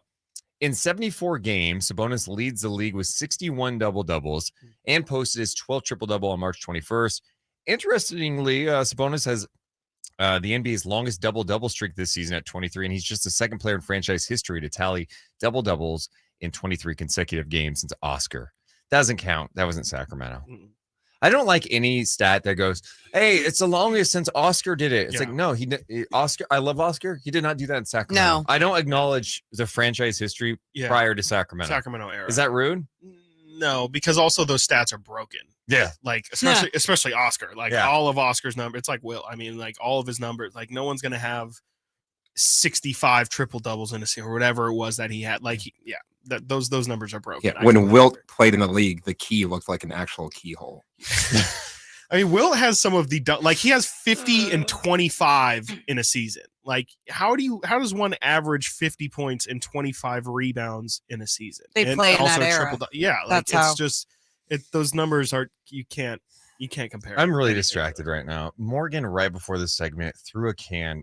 It's in the trash can right behind her. I don't know how she missed it, and the can is just sitting there. She looked at it and went like this, waved it off, and then was gonna let it sit there. I was going to so put it distracted. in. Okay, you know what's hilarious? You know what's hilarious? I literally didn't pick it up and put it in the trash because I'm like, he's going to say this is distracting. But no, obviously it's me, Deuce. I'm the problem, not the can, not anything else that is in the way or that I do. It is me. It is me. It is me. You're just I'm the problem. It's me. You never get that where there's like a random sock on the ground and it just distracts you. You're like, I have to go move that right now. You would be so pissed if I was distracted by something so simple. Talking about. Yeah, like you're watching TV and there's something that's like out of place that's not normally there, and you're like, oh, damn, I gotta move. Or that random like gnat that is like flies on your TV. Yep. Like, come on, man. Well, that's different because it's like a bright. It's also mobile, that was just kind of that was there. just I don't know, like, sitting there. It was just in my line of sight. your I'm like, peripheral, why didn't you just put it in the trash, Because I was going to at the break to try not to distract you. And then instead, all it did was make problems worse. So Sabonis being yes. 5th in the MVP ladder according to NBA.com. Is De'Aaron mentioned in that? De'Aaron is not. Interesting. The next part of the list is Luka, SGA, Julius Randle, James Harden, and Jimmy Butler. Oh, James Harden should be above De'Aaron Fox, really? And 5 more. This is just listed alphabetically, so outside the top 10: Devin Booker, Jaylen Brown, Anthony Davis, De'Aaron Fox, and John Morant. Okay, cool. I mean, honorable mentions. What's cool, though, I mean, if we would have said before the season, hey, Sabonis is going to be in the top 5 of MVP voting, dude. The way they talked about that trade. Like the Kings traded for some random guy off the street that nobody had ever heard of, and he's going to be in the top 5 of MVP voting. Dude, I'm going to tell this story right now because I told this story the other night. Story time. And during an NBC broadcast after the trade, there was this guy that was behind, like when our desk was turned the other way and the crowd was right behind us and could literally reach us, like touch us. And he's reaching over and just screaming at picture Chris Verlaud times 10. Yeah. Like his projection of his voice. Oh my God. Times 10. And he's just That's screaming, the loudest human ever. Boo! It's not even boo. It's boo! And my mic is catching it in my ear. I turn around and I'm like, hey, what's the problem? When we're at commercial, and he was like just yelling at me like this sucks, this trade sucks, Tyrese Halliburton's the best, this organization doesn't know what they're doing, blah, blah. And I was like, hey, just trust the process, just trying to calm him down. And he's like, no, and like screaming. No. And it was so bad that people online were talking about him. They called him the Boo Man. And it was like his dad ended up coming online and was like kind of harassing me a little bit, whatever. Fine. We got in like, well adjusted. It was weird, right? I don't get in these conflicts. It was weird. The other night, Kings clinched the playoffs. Same guy. I'm at the beam. Same guy. I get to the beam. You're at Boo Man comes up to me and he goes, hey, I'm Boo Man. I'm like, oh my God. Like, is that really how yeah. Oh my And I'm like, or Boo Guy or whatever. Yeah. I'm like, oh my God. I totally remember. And he's like, Hello, I just want to apologize. And I'm like, for what? And he was like, I was wrong about the trade. And I'm like, don't apologize. And I'm like, wait, I mean, not for that. And I was like, no, it's totally fine. Like, we're all wrong. It's sports, like we're going to be wrong about things, but he was super angry about it. He's like, no, I was just really wrong and blah, blah. And it was so cool. Chris, we had a moment. I even started crying to him because it was just like, I was like, look how cool sports are. It's bringing us together and allowing us to hold ourselves accountable, but also be together. We all want the same thing. We want to win. And look what Sabonis is doing now. And that's what's crazy. Even your own Kings fans here in Sacramento didn't believe in that trade. Not, I mean, some, I like how you tied that back in. Is there just one Boo Man or is there a couple Boo Man? There's one. There's only one. And so they can't start a Boo Man group. They Chris, and he's really nice. He's really nice, and he's a big Kings fan. Gotcha. This is the It was just a moment for him. Like Blue Man Group. I got it. Okay. I hope that Boo Man is. I hope he takes this as a lesson learned that I think he will. You can't overreact to anything. Like even if things seem absolutely terrible, even if you feel like it's the worst thing that's ever happened to your sports team in your life. Just remember it's your sports team and it's really not that important and it really isn't going to affect your actual life. And you can be wrong. You probably will be wrong and you should just wait it out. And it's okay to be wrong, but just don't be so confident. Reactionary about it. Yeah. Essentially don't be so confident in your reaction because there's a good chance that you could be wrong. I think, man, it sounds like I'm not saying don't react. It sounds like I'm being a politician right now, but sometimes with the media, man, when the media, the national media is on, and it'll get you. If you're an NBA fan, let's just say you're kind of like a casual NBA fan, you watch Kings games, you've heard of Sabonis, but you don't know. And then you turn on, you love Halliburton, then you turn on ESPN. Oh, what are they saying? And everybody that's true is slamming it, not going, hey, we'll see what happens, but they're going out malpractice. Yeah. Embarrassing. What are the Kings? League needs to step in. You're going, oh my God, like this is terrible. I was already mad, but look at what these guys are saying. And so it just adds fuel to that fire. There is also a very like Sacramento thing where like when national media attacks us, it does feel very personal and like you're calling me stupid, you're calling my place stupid, and you're using your national platform to degrade me as a person and where I'm from. So there is a little bit of tribalness to it, which I definitely understand because I fully feel that as well. Like when national media for the past 16 years has just been killing us. So I understand that. And the ones holding themselves accountable from here all the way up to the national media, I appreciate. Give Boo Man credit for that. He did. Yeah, major credit. Yes, he did. And celebrating at the beam. Exactly. That's what we like to call for full circle moment. Yes. So the playoffs are coming soon. They are. We think we get anxious during these regular season games. The Kings trying to inch closer to a playoff spot. Yeah, there's some anxious moments. That's times. How do you think you're going to act come playoff time in a tight game? Probably pretty negative. Well, guess what? I'll melt down. If you stay tuned, coming up at noon, we are bringing someone on this show that is going to help all of us because we're all going to feel this way. Forget Mo's minute. She's an amateur. She's terrible. We're not doing that anymore. Far, but Ariel Castillo from Halftime Yoga and Wellness is going to be joining us live.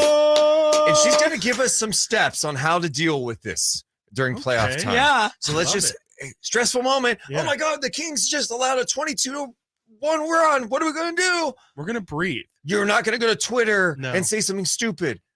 We're going to figure it out. Hopefully she can help us. We'll do that coming up next. Deuce and Mo on Sacktown Sports 1140.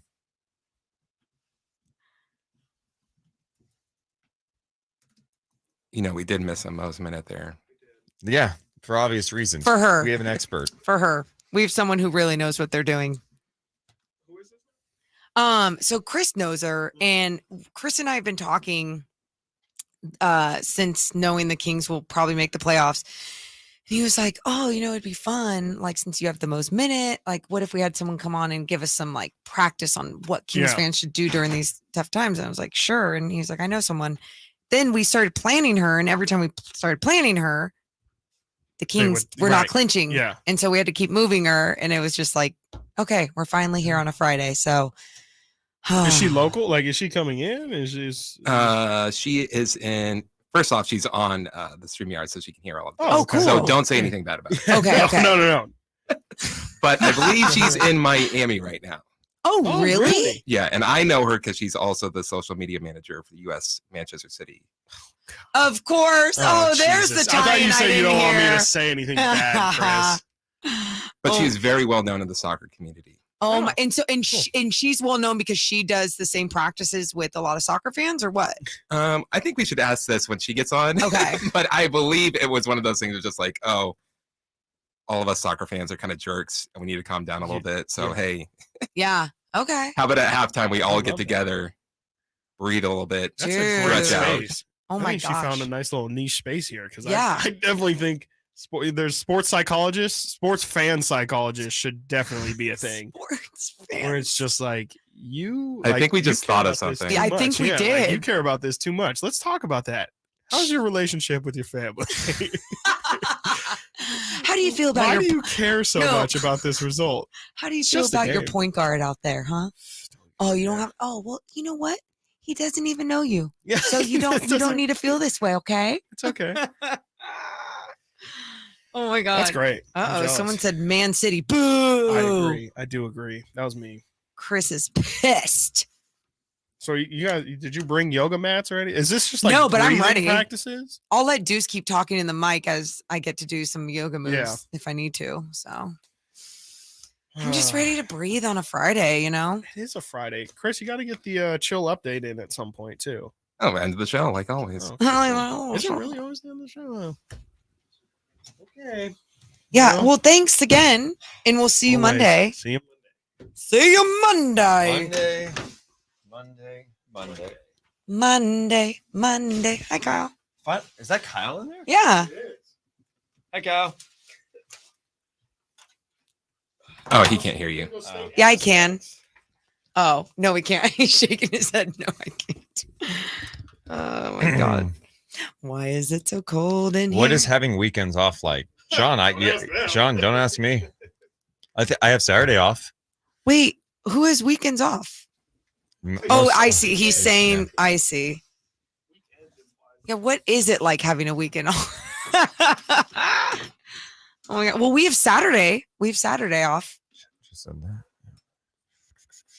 That's fun. Just said that. That's fine.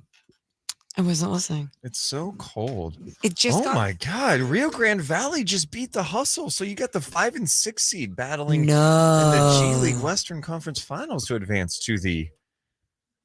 Oh, Willie Cauley Stein's on that RGV team. Brooke doesn't know either. Wow. This is crap. You guys, we need to riot for weekends. 4-day weeks. Hey, guess what? That's exactly how we got weekends to begin with. Really? Yeah. Well, even 4-day weeks, that's what's going to, it's not going to go for every business, but if it could help the majority of humans, I will fight for it.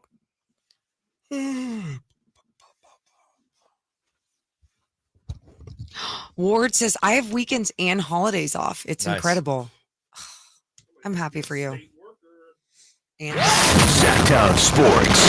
Headlines.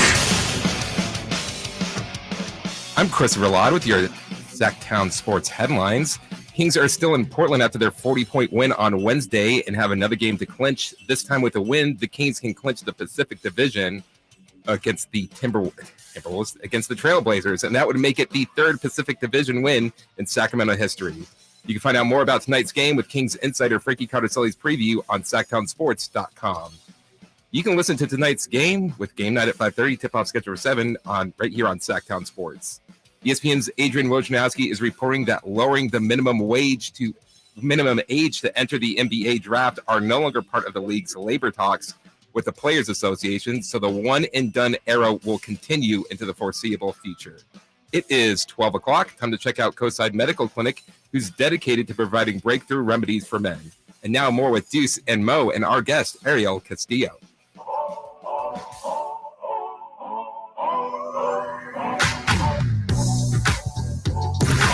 It's Deuce and Mo. Deuce and Mo on Sacktown Sports. Deuce Mason, Morgan, Reagan. The Kings are in the playoffs for the first time since 2006. It sounds awesome, right? Sounds very awesome. It does. But I think most of us don't remember totally what it's like. We have memories of playoff games. Oh, remember this great moment. Oh, this painful moment. But dealing with the stress and anxiety that comes with the playoffs, I get a little intense. I don't know if you know this. Oh, you get intense on a Tuesday night game when you're feeling like the Kings might lose. Yeah. Don't You need do to this. watch yourself, bud. Don't do this. So I know Chris Verlot and Morgan thought this would be a great idea. Let's bring on someone who can help us through this during the playoffs. There's going to be stressful moments. Imagine 18-2 run. Kings game 1, they're down 20-0 in the first quarter. Which in the NBA, don't worry, but I'm worried. You're It's the gonna worry. playoffs. So let's bring in Ariel Castillo. She is with Halftime Yoga. How you doing? I am doing great. I was doing my own breathing exercises because I heard the intro music from the break and I got all hyped up. Yes. Okay. Are you a Kings fan by chance? Or do you? Yes, for purposes of this interview appearance, absolutely. Yeah, Amazing. I can tell you're a hardcore Kings fan. Okay. Obviously, we have not experienced the playoffs in 16 years. And so, watching sports can be stressful sometimes. and it sounds like you work with you're around a lot of different sports fans, especially in the soccer world, and those games can be high stress games. So what is it that you usually do with them when everyone's freaking out and wants to burn down the entire stadium? Yeah, so I also got my start in sports media, which, as I'm sure you know, is like the most friendly and rational place. Yeah, it's great. It's great. So that's where Halftime Yoga was born, out of just telling everybody we needed to take a collective chill out. And the nice thing is that basketball, football, the football that I work in, American football, they all have halftimes built in where everybody can take a collective pause and reset. So I got a couple breathing exercises and just a couple like little tension relieving things if you want to give them a shot. Oh, Please. 100% I do. Hold on, let me just put the picture out there. All right, Kings are playing Warriors. Okay. It's game 1. Everyone's amped up. Okay. Curry. Oh, God. This, you know No, what? no, No. It's game 1. Kings have a 10-point lead in the fourth quarter with 3 minutes to go. Okay. Curry just took this game, put it on his back, and the Warriors just took the lead. Oh, God. Oh, Yeah, God. yeah. I would freak. I'm freaking out. So there we go. With that said, we're in this moment. There's chaos surrounding us. Walk us through it. Okay, so the first exercise I'm going to give you is called, sometimes it's called interrupted breathing. And what it does is it just interrupts your breathing pattern, okay? So what you're going to do is take a big inhale through the nose, and then another quick inhale at the top, and then open the mouth and just sigh it out. All right, so let's do that for reps. So another big inhale. Inhale at the top again, and then just let something go. Could you imagine all of Golden Ones that are doing this? Yes. That'd be great. It would sound very calming, though. It would sound Yes. It would. very oceanic. So you can try a couple of those, and that'll kind of interrupt one like thought pattern that you're having. And another exercise that I practice when my own team is playing to keep myself from doing, all the weird rituals that I do, like knocking on literal wood, it's called equal breathing. Okay. So there is a very important yoga text that tells us that calmness of the mind is actually attained through exhalation. And a lot of times in a stressful situation, fourth quarter, we tell ourselves to breathe in deeply, but then we forget about the out breath. So equal breathing, we'll breathe in for 4 and out for 4. And that makes sure that our brain is kind of getting oxygen no matter like what's happening that's out of our control. Okay. Cool. All right. So we're going to breathe in and out through the nose. That helps us concentrate and get a little bit more calmer, actually, important detail. So I'll count us in and out for 4, like 2 times, and you let me know how it feels. Okay. All right. So let's breathe in. 2, 3, 4, and then out. 2, 3, 4. Breathe in. 2, 3, 4, and out. 2, 3, 4. Let's do one more. Breathe in. 2, 3, 4. Breathe out. 2, 3, 4. And then just keep your eyes closed here. Maybe put your hands on your thighs and take an after picture of how you might be feeling just after those first few breaths, really focusing on the exhale. I feel like Steph Curry stopped going off and the Kings found a way to come back into this one, Deuce. So you feel optimistic already. I love it. Yes. Oh, 100%. I feel good. I feel good. I will say this. I thought she said equal breathing, meaning you go through the nose and out through the nose. You're going out the mouth. I thought that. You know what? Whatever works, right? Like in she was doing it wrong, though. Oh my God, are you calling me out? Yeah, I was, because I heard and it was a little distracting. And you were pointing at me, which is what the hell? I want to say, Deuce, part of the yoga practice is keeping your attention focused on yourself. So don't worry about what Mo's doing. It was hard though, because all I hear in the microphone was Morgan. Well, so then you let that just calm you, like the waves of an ocean. Okay, that's good. That's a good point. That's a good point. Oh my God, these are great. This can be very helpful in stressful. I mean, just in life, but seriously, during the playoffs, there are going to be anxious moments where you feel like the walls are caving in at Golden One Center, and you gotta rally through it so you don't go on Twitter and say something stupid. Right. So before anyone out there wants to say something stupid on Twitter, take a deep breath or and what is it called? The even breathing practice? Equal breathing in and out. It doesn't have to be for 4. It could be 8, 6, 3, whatever lets you exhale. Like the exhale is so important, y'all. Wow. And how much, if you're to recommend to people, and we've been doing this on our show, Morgan busts out of Mo's Minute, but it's like one breath. For people who haven't done breathing exercises before, how should they start? Like, is there a certain length they should go? Like, hey, just do it for a minute, guided meditation. What do you recommend? Yeah, I recommend breathing exercises as a great way to get into meditation, because a lot of times, you think you're supposed to sit there and be zen or even listen to a recording, and the recording stresses you out because you're just like, oh, what's going to happen to me? So I love these easy breathing exercises. And my answer is, a minute is great. 2 minutes, great. You don't want it to actually stress you out further. So you just kind of do a little bit at a time and increase it for reps. And then, it just gets a little bit more simple the longer you go. You know what I've noticed in some of these breathing things, and just even over time in yoga classes and other scenarios of meditation, when men are faced with it, I feel like there's insecurities involved. Like they're afraid of truly breathing and letting that breath out, and they feel some sort of insecurity about it. What would you say to those people out there, and especially sports fans that might be feeling that way of I don't know if I want to breathe like that in my seat at Golden One Center? Well, first of all, you could write me on Instagram, Halftime Yoga. But hell yeah. I actually, so my clients are 70% dudes, and I totally get it. Going to a yoga studio is kind of, it can be very embarrassing and weird. Well, if you're sitting in your seat at the stadium, the nice thing about breathing exercises is that nobody needs to know you're doing it. Because generally there's going to be the in-house DJ, there's going to be people freaking out all around you. So probably I'd say don't worry, because everybody else is in their own world of stress. That's great advice. I love it. I appreciate you spending some time with us. So they could follow you on Instagram, Halftime Yoga on Instagram. How do people get in touch with you if they want to check out your stuff? Yeah, they can go to Halftime Yoga on Instagram, send me a DM. I'll send you a free video that's for back pain, for sports fans specifically. And because I know y'all need to stretch. I'm the same way. I'll sit on Saturday for hours and it's disgusting. Or just go to my website, halftimeyoga.com.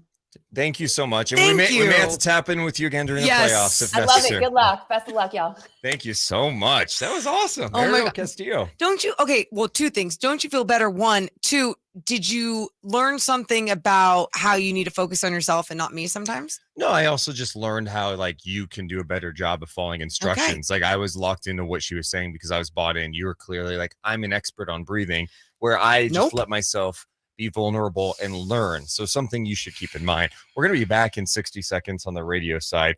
It's Deuce and Mo on Sacktown Sports 1140 and sacktownsports.com.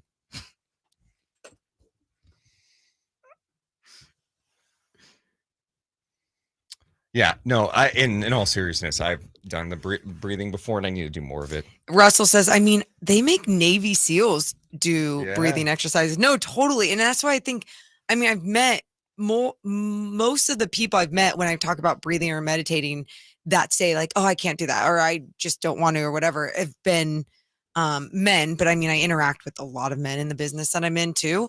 Obviously it's male dominated, but yeah, it's nice to see when more and more people are willing and wanting to be like their best selves. And take a second. 60 seconds. If you have not yet, make sure to hit the thumbs up button in the chat. Make sure you're subscribed too. We're going to talk about what Mike Brown had to say on Chris Haynes's podcast. Oh, well, Mark Stein too. Haynes and Stein did a podcast with Mike Brown after they clinched. I love that. Pretty interesting stuff from Mike Brown. I know. I love anything Mike Brown has to say. He's so good with the media too. Russell then says, you ever see Sabonis take a free throw? He does a breathing exercise every time. And then he clinks it. So like figure it out. So stop breathing. Hold it in, Sabonis.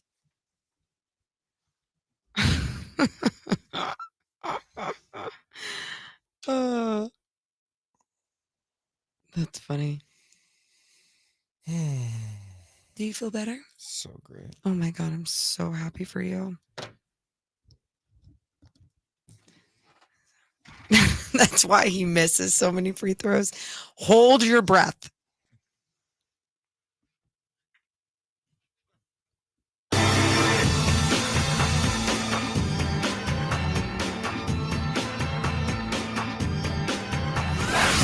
It's Deuce and Mo on your local sports leader. Sacktown Sports. Well, if you want Kings playoff coverage, this is the spot to be on air, online. Go to sacktownsports.com. Plus a YouTube page. Dave and Jason did a ton of interviews out there, including one with Kevin Herter. Keegan Murray was on with them. Harrison Barnes. He talked to Jade Triano. You can catch those on the podcast, also on the free Sacktown Sports app. Plus, we got our guy Frankie Cartoscelli, who's also in Portland. He's been covering things for sacktownsports.com. You got to read his work there, but he'll be on with us at 1 o'clock. Hell yeah. Live from Rip City, Portland. P-Town. Yeah, some do call it P-Town. Yes. Very strange. Nick definitely did. Why not? Mike Brown did a podcast interview with Chris Haynes and Mark Stein, and there's some interesting comments on there. He was talking about a lot of things. One of the things he was asked about was handling playoffs. How do you handle the playoffs? Here's Mike Brown. I think they'll handle that okay. But the reality of it is, when we get in the mix, that's what I'm waiting. That's what I'm waiting to see. Because when we get in the mix, that's what I'm waiting. That's what I'm waiting to see. Because I asked our guys if they watched Golden State play New Orleans last night, a couple nights ago. A couple of the guys raised their hands. And so I said, what stood out? And one of the youngest guys on the team, Davion Mitchell, did not hesitate. He said, the physicality of the game. And I said, you are 100% correct. I said, for us to get from here to here during the regular season, that was pretty easy. Because if you're organized, if you compete, if you're healthy, relatively healthy, and you get a little lucky, it's pretty easy to be in the mix for a playoff spot or even a play-in spot. It's hard as heck. I mean, it's hard as heck to go even from here to here, especially in the postseason. And this is something they haven't experienced. And I said a lot of it will stem from how physical the game's going to be on both ends for close to 48 minutes. And if you're not ready for that physicality, and I'm not just talking physically, but mentally also, if you're not ready for that, it's going to be a short out. And so I'm telling them the truth right now. And they will know whether we play Golden State or anybody else, they will know that those teams are coming for our neck. And as soon as they see an ounce of doubt in our eyes, it's a wrap. That's the one thing I'm going to make sure our guys know is I don't care what's going on. We cannot give them a feeling of doubt from us. We got to take it to them first, second, or third, and third. There's Mike Brown. How about that message? And it's true. We were watching that Warriors T-Wolves game, and when we talked about the next day, we're talking about, man, they let them play. Mm-hmm. It felt like a playoff game. They were being physical. They're grabbing. They're pushing. Yep. That's going to happen in the we know this is going to happen in the playoffs. So this is where I think the Kings benefit so much from having Mike Brown and that coaching staff.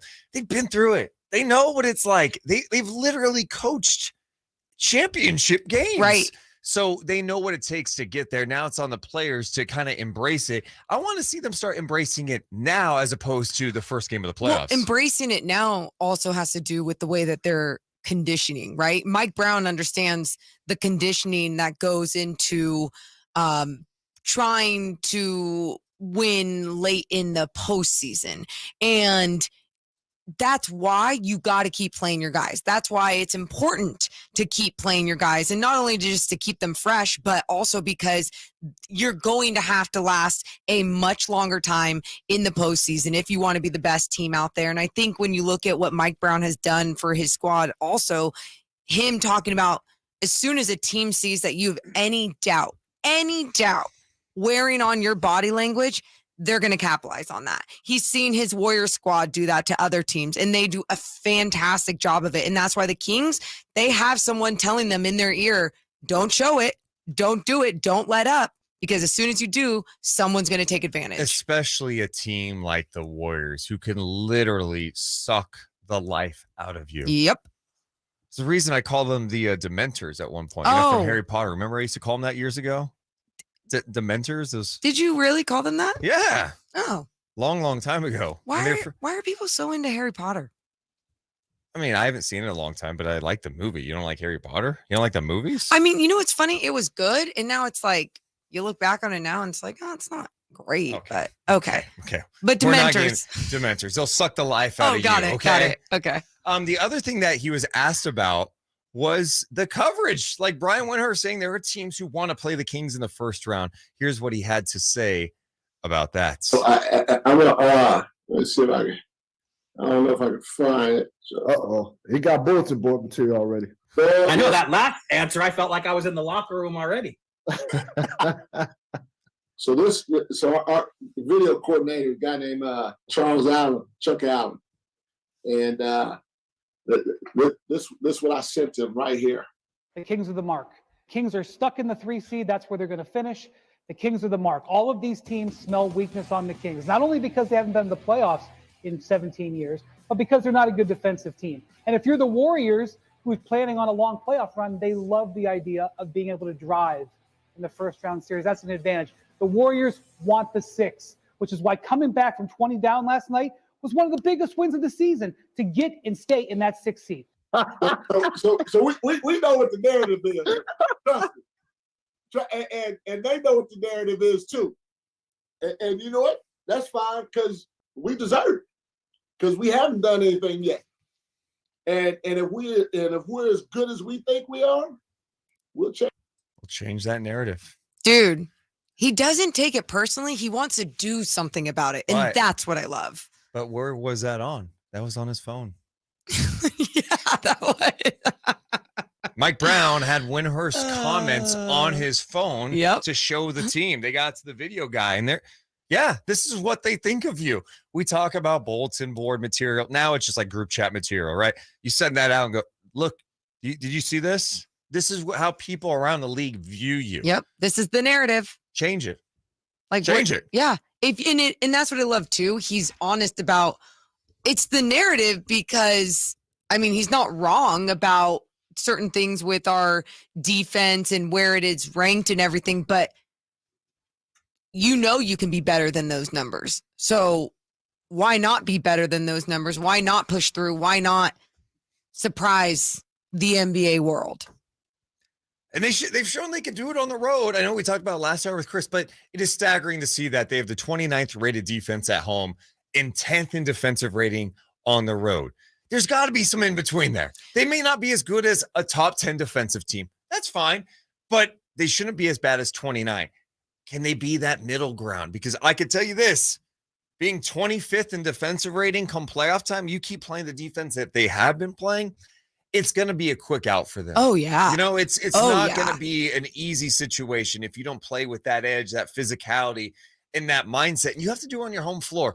You do not want to waste the fact that you have home court advantage in the first round. Do not let that disappear by coming out in a game one and crap in the bed. You need to come out ready to go, get the fans engaged. And to me, it starts Sunday when they're back here against the Spurs. You just have to have the mindset of, we need to establish these good habits before the postseason. That's it. And you can't rely on just the energy of the crowd to be like, okay, this is what's going to take us to the next level. No, you have to rely on what you've practiced all season long and the effort that you know that you can give on the defensive end. That's what you want to see. You want to see De'Aaron Fox pick somebody every single time at the top, right? With that resistance, putting on that perimeter pressure. You want to see your second line of defense coming over in the right spot and help because you're playing the San Antonio Spurs. By the way, without Pirtle, they had Pirtle the last time that these two teams played, and Pirtle gets his against every single squad. They don't have Pirtle anymore. So what are you going to do? Zach Collins, watch out. Watch out. Jeezy. Oh, my God. Bootleg G-Eazy, is that what you called him? He kind of does look like that. You know, he's been putting up some nice numbers for the Spurs. I've always liked Zach Collins. He's just come back from the injury. Health issues. Former Kings draft pick. Remember, he was traded on draft night. The Kings moved down and got Harry Giles and Justin Jackson. Very nice guys. Is that mean? That's not mean. Honestly, the way you said it was like you were being mean. No, you didn't have to say anything. You had to drop the Giles and Jackson. Very nice guys. People like to make fun of. They didn't say, hey, you have to draft me or you're gonna die. You know, like they were drafted and they at the time the organization was looking to draft some really nice guys, and that's exactly what they got. They did. Little did you know that there was actually a threat by Giles and Jackson to the Kings, and said they literally did. I didn't know. Wow, breaking news, huh? Okay. We'll uncover that soon. Yeah. All right, we'll take the break. Coming back, we'll talk some more NBA. A big-time injury that could impact one of the Kings' first-round opponents. We'll discuss that and more. It's Deuce and Mo on Sacktown Sports 1140.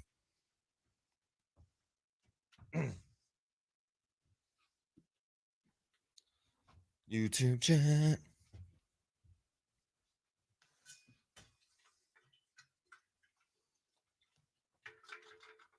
All right. See you guys later. I'm out. I have see that because I asked for pregame. I want to say no. What do you think?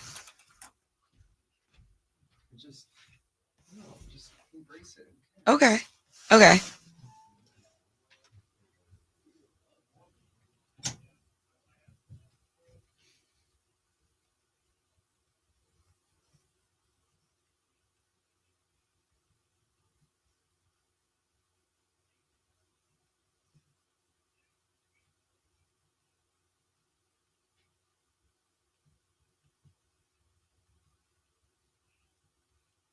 What's up, chat? Sorry. I got some pregame stuff I'm working on.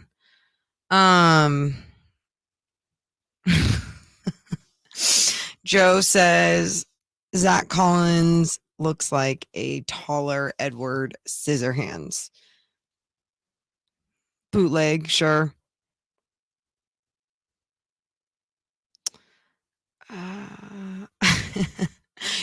Opponent injuries rarely help us.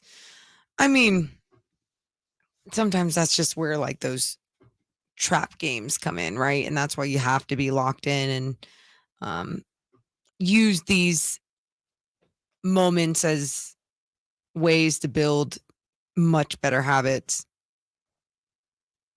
Hey, thanks, Kevin. Hope you feel better. Let me just text back this. Things about me.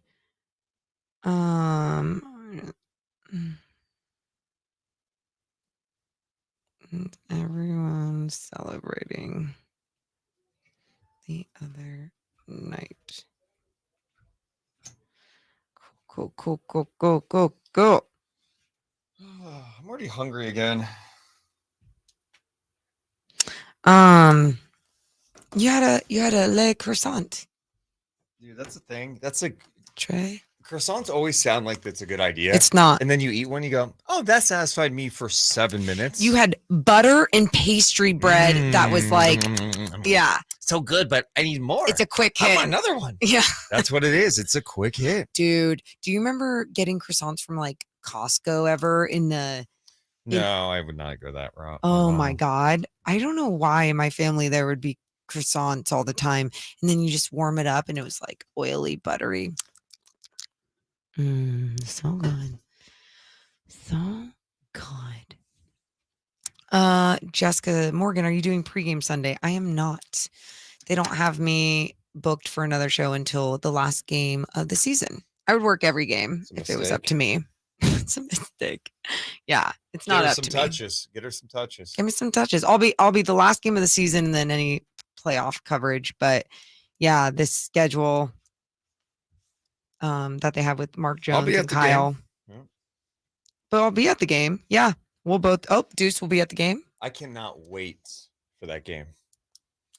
I just think it's gonna be really cool to see the ovation the fans give them. I'm also curious. Do you think maybe Kings fans would show up at the airport tonight when they get back from Portland? They've done that in the past years. You greet the playoff team when they get back from the road. That'd be kind of cool. If you push it out there, maybe. Are you just allowed? Like, can you do that? Yeah, I don't know how that works. I don't know how that works. Why wouldn't you be able to? Like, where do you go? At the executive airport or whatever? Is that where? Oh, is that where it's going to be? That's what I mean. That they don't just land at SAC International. They're not like, oh, Southwest Flight 127's here from Portland. I mean, sometimes they're there. No, they never land at SAC International. Oh, it's always executive. They wherever the chartered planes land. Yeah. So then sometimes it is. No, it's never. They never. No, they don't go. You think they go through the terminal? They like bus? No, not the terminal. No, I'm saying, but they could land there. Nope. Never. Never in Kings history.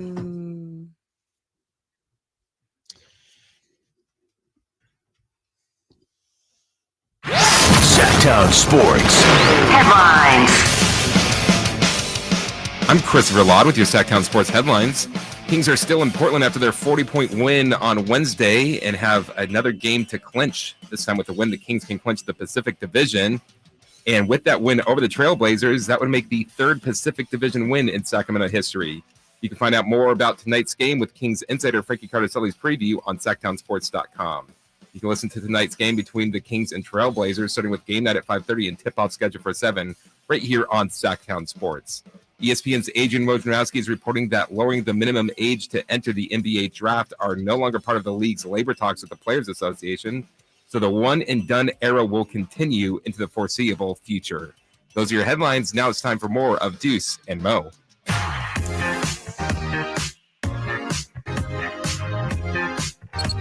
Deuce and Mo on Sacktown Sports. For the second consecutive game, the Kings are taking on the shorthanded Blazers, and for the second consecutive game, they enter tonight's contest 14-point favorites.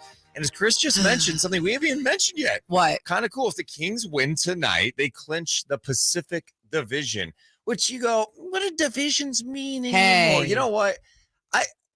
They probably don't have the same meaning as they once did. They didn't. But Or it's they don't. still a Pacific Division that, by the way, before the season, no one thought the Kings would win because it features the Phoenix Suns, the LA Clippers, the LA Lakers, and the Golden State Warriors. Yet it's the Kings at the top of the division, and winning a division title is cool. It is cool. No, I mean, no, there will be no banner in the rafters. There will be none. I mean, they already have some. They might, honestly. Oh, yeah. seriously? I mean, they already have 2 up there for the Pacific Division. That Do they won. really do? Oh, Are you? yeah. Yeah. Oh, my God. As I say, there will be no banner up in the rafters. I mean, they might. I mean, I think it's cool to acknowledge it. People want to clown it. It's like, well, it's not a championship. Well, cool. Is it? We can't celebrate the moments. Like, it's fine. No, like, and you can celebrate the moments, whatever it means to you. But, I mean, obviously it matters, too, when it comes down to tiebreakers and everything within a conference. So it's nice that either way, not only are they accomplishing something that they haven't in a long time, but that it could just put them in a good spot. They don't need it, but that it would have put them in a good spot if they needed to be. imagine if you had bet before the season that the Kings would win the Pacific Division. I wonder what those odds were. Yeah, check it out. But also I would not bet because Well, you're not allowed to. well, but- one, I'm not allowed to, but two, I just like, even when you came into the show and you were like, the Kings are 14.5-point favorites. There's some things that I don't understand with betting. I understand point spreads. Yeah. But like, I never remember like what plus something means or minus something. Okay. Yeah, I don't know. They're All I know plus- is the Kings were plus 4,000 odds in the preseason to win the division. Now they're plus 170. Ayo. What does that mean, Chris? Do you Yeah, know? what does it mean? So if you bet $100 on a plus 170 bet, that means you get $170 in return. Okay.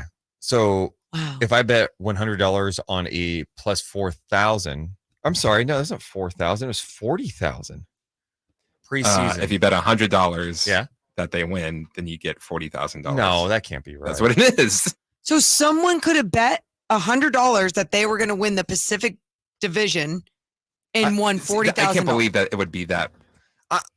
I'm just looking at preseason odds, but I could be wrong. I'm going to stop talking about this because I know nothing about gambling. I know someone who got that bet on the Pacific Division in November, and I believe it was I believe they bet $5 to win $130. Wow. So that would be like plus 2,600. What a win. Plus 2,600. I think so. See, like, why can't they just make betting easy? Well, that is. I mean, like, it's once pretty you get easy. to You know just it. have to, sometimes Yeah. in life you actually have to learn something to understand it.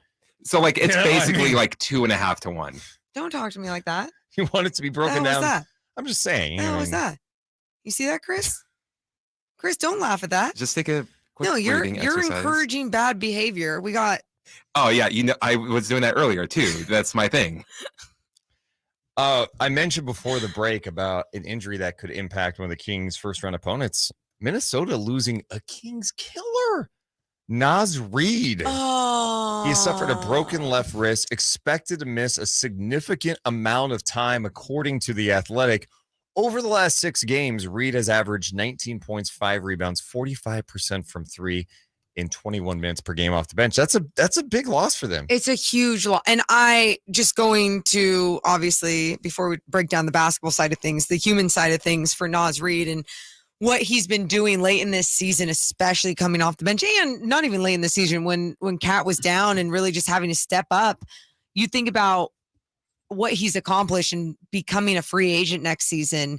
I just hope that this doesn't affect everything too much. I don't think it is. Okay. It's a wrist. I mean, I don't know. It'll be fine. I think I'm less concerned about how it could impact him financially. I think I'm more just concerned for Minnesota. It's just you lose depth, and he's been an important guy to go off your bench and have a guy that can come in, bring you energy, especially in the postseason when sometimes you need to lean on that a little bit. If Kat gets in the foul trouble, you don't have that guy anymore. No, and that's why I was going to the human side. Now I'm going to the basketball side of things. It's exactly it. I mean, not only do they not have that depth, and that thing about, not only did he add that by producing on the floor, on the offensive end, the defensive end, but being able to be that energy spark off the bench, Deuce. He added so much for these guys, and it's a tough loss for them. do you think it affects them a lot? And when I say that, like, if the Kings were to go up against the T-Wolves in the first round, would you feel more confident now that they don't have Naz Reid? I mean, okay, this is. I'm just wondering if I still think Minnesota can win without him, but it hurts. Okay, it hurts. Okay, you know, it changes their rotation a bit. You know, they lose a guy that comes in, can go dunk on somebody's head, plays hard, and can hit some threes. It's not, he played 21 minutes a night, super productive. Yeah. I don't think it kills their chances, but it definitely hurts them. And now it's just like, all right, how does everything fit with Cat and Gobert too? You know, the Cat got off to a nice start against Phoenix the other night. They end up losing that game. That's when Naz Reid got hurt, was in that game against the Phoenix Suns. So some games to watch in the NBA tonight. Yeah. Let's see, Warriors host the Spurs. I mean, if you're bouncing around, you might want to check that game out, I guess, at some point. Just see how the Warriors are doing. Hey, the Spurs have anything to worry about? No. Lakers T-Wolves, very intriguing just for playoff positioning tonight. Because as it currently stands, the Lakers have, you know, they've hung tight. They're now at 500 on the season. They're in the 9th spot. They are a half game behind Minnesota for the 8th spot. So, you know, Lakers obviously that's tight. That's tight. And for the Lakers, it's crazy to think with everything that's gone wrong for them. LeBron missing that much time, AD missing time. They are only a game and a half behind the Warriors for the 6th spot. Now, season, there's not a ton of games left, but you know, it's interesting to see how they've kind of hung in there. Yeah, I think that's been the most fascinating part about it, because it was I mean, you look at this Lakers team from the start of the season to trade deadline to after, I mean, the injury, the health, Russ, everything. They've had a different identity throughout the entire season. Somehow they're still hanging in there right there. Is that at all like the power of LeBron, the power of AD? Is that where the power of Austin Reeves is what we're calling it. There we go. Okay. My bad. It's amazing how much Reeves is being celebrated now. I like that he was asked the other day about the Caruso comparisons. He was asked on some podcasts. He goes, what do we have in common? We're white. And we hustle. Yeah. We play in the NBA. I mean, I don't know. So, the Reeves, no, because you know what happened yesterday? Chris Mannix had a tweet. Ooh. I'm going to pull this up. Okay. I like Chris Mannix with Sports Illustrated. But he wrote a column. And there's a but to this? Here's his tweet. LeBron is back. Anthony Davis is great. Austin Reeves is unstoppable. Oh, no. It's time to accept reality. The Lakers are winning the West. I'm so sorry. What? You can't. Did LeBron pay him to put that? You cannot say that stuff. Wait, I'm just confused as to what. Okay, again. So when he's wrong, is he going to apologize? No, it'll go unnoticed. Got he it. will not say anything. That is, I don't that's someone I trust that covers the league. And for him to say that so confidently, I'm sorry, is there something he knows that I don't know? Do they have that special, what was the Space Jam drink? Special juice? I forget what it's called. Whatever it's called. And I'm not trying to minimize the fact that he has been productive, but like this is just kind of prisoner of the moment stuff with Austin Reeves. He had that 35-point game. He had a 25-point game. He followed it up with 11, 13, and 19. He's still averaging 12 points a game this season. Can we go ahead and like tap the brakes on Austin Reeves unstoppable? Like we're getting to the point because of this sample size. We're gonna put LeBron, AD, and then Austin Reeves. Is that the big three now? This is where we're going. The Lakers hit 500, and we're going, hey, accept reality. They're winning the West. But they just lost to the Bulls at home the other day when Vucevic got ejected in the second quarter. I don't know why we do this. And I don't understand too. Like Austin Reeves, no matter how you look at him.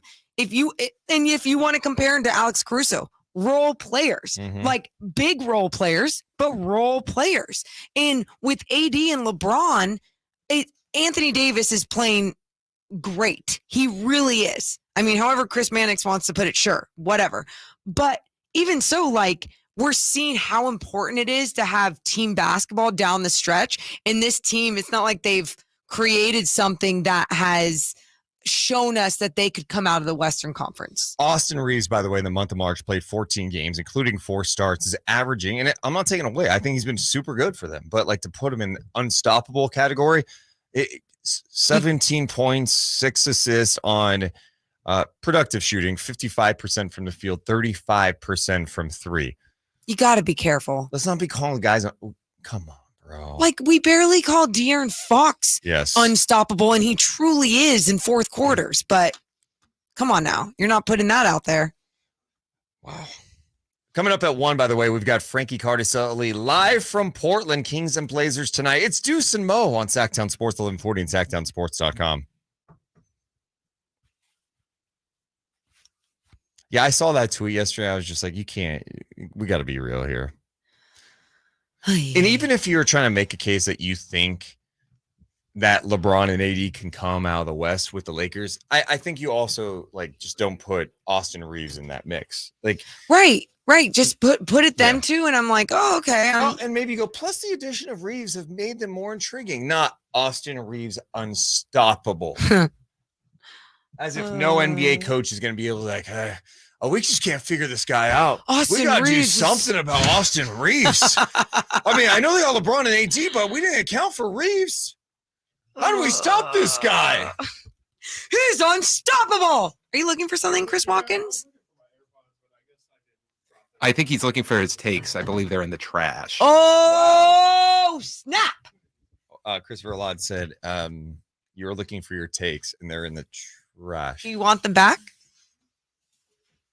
Wow. How was the that's crazy. How was the meeting? Oh, so like what was that about? It was about how to simulcast when we're on KCRA 3.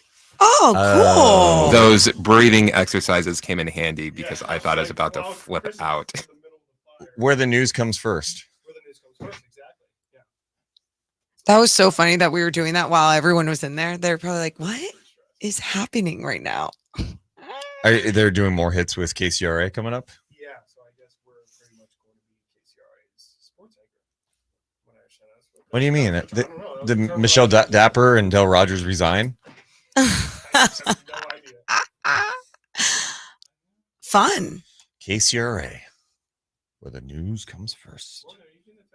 Who's your favorite KCRA personality of all time? Who of is? all time? Yeah. I can tell you some now I like. But what all time? All timers. Lisa Gonzalez, Golston Dart. Yep. And yes, Brittany Hope, a newcomer who's really good. But like from the past. Dave and Lois. I mean, come on. Kelly Brothers online too. What's up? Remember Kelly Brothers? Of course. Mark Finan, icon. Is Mark Finan on like load management? And I feel like he's like scaling back a little bit. When you get time off, you take time off. Dirk Fedorn, shout out Dirk. Yeah. Dude, KCRA's been. I mean, I don't watch news like I used to. But KCRA is elite. KCRA is so elite. Elite. Dude, I see Lisa right now just hustling out there at Golden One Center. She's grinding. Yes, the G-Man did work for KCRA. Yeah. Once upon a time. Yes, he did. They used to run a radio station too. It's crazy, like when you get to hear old stories from G-Man about his time at Channel 3, like all the stuff that happened back then. Like what? I don't know, just like different stories. He'll be like, "Oh, that reminds me of this." It's like, wait, what? It's like some news breaking thing that happened. Like, wait, you were there for that? I'm trying to think of who else. Probably missing people, but KCRA, man. Edie Lambert's been there for years. Oh my gosh, yeah. Edie Lambert, dude, yeah. Wait, which one is it? Brittany Hope? That's who's the one that the new, or she's not new, but yeah, she's really talented. Yeah. Oh my gosh. I go star. Some of the like you can just tell on KCRA, like some of their deliveries in these news, it's just much more personable. Like yeah, you have to it's nowadays. loose. You can't Yeah. do the classic. Oh, I'm coming off. You know the. We have breaking news. Yeah. It's like calm down. Yeah, Golston's great. Deidre Fitzpatrick, shout out. Yeah. How about my news knowledge, man? Dude, your news knowledge is Elite. It's That's why I asked, because I knew we'd get here. He could do that for every station too. Yeah, not as much anymore.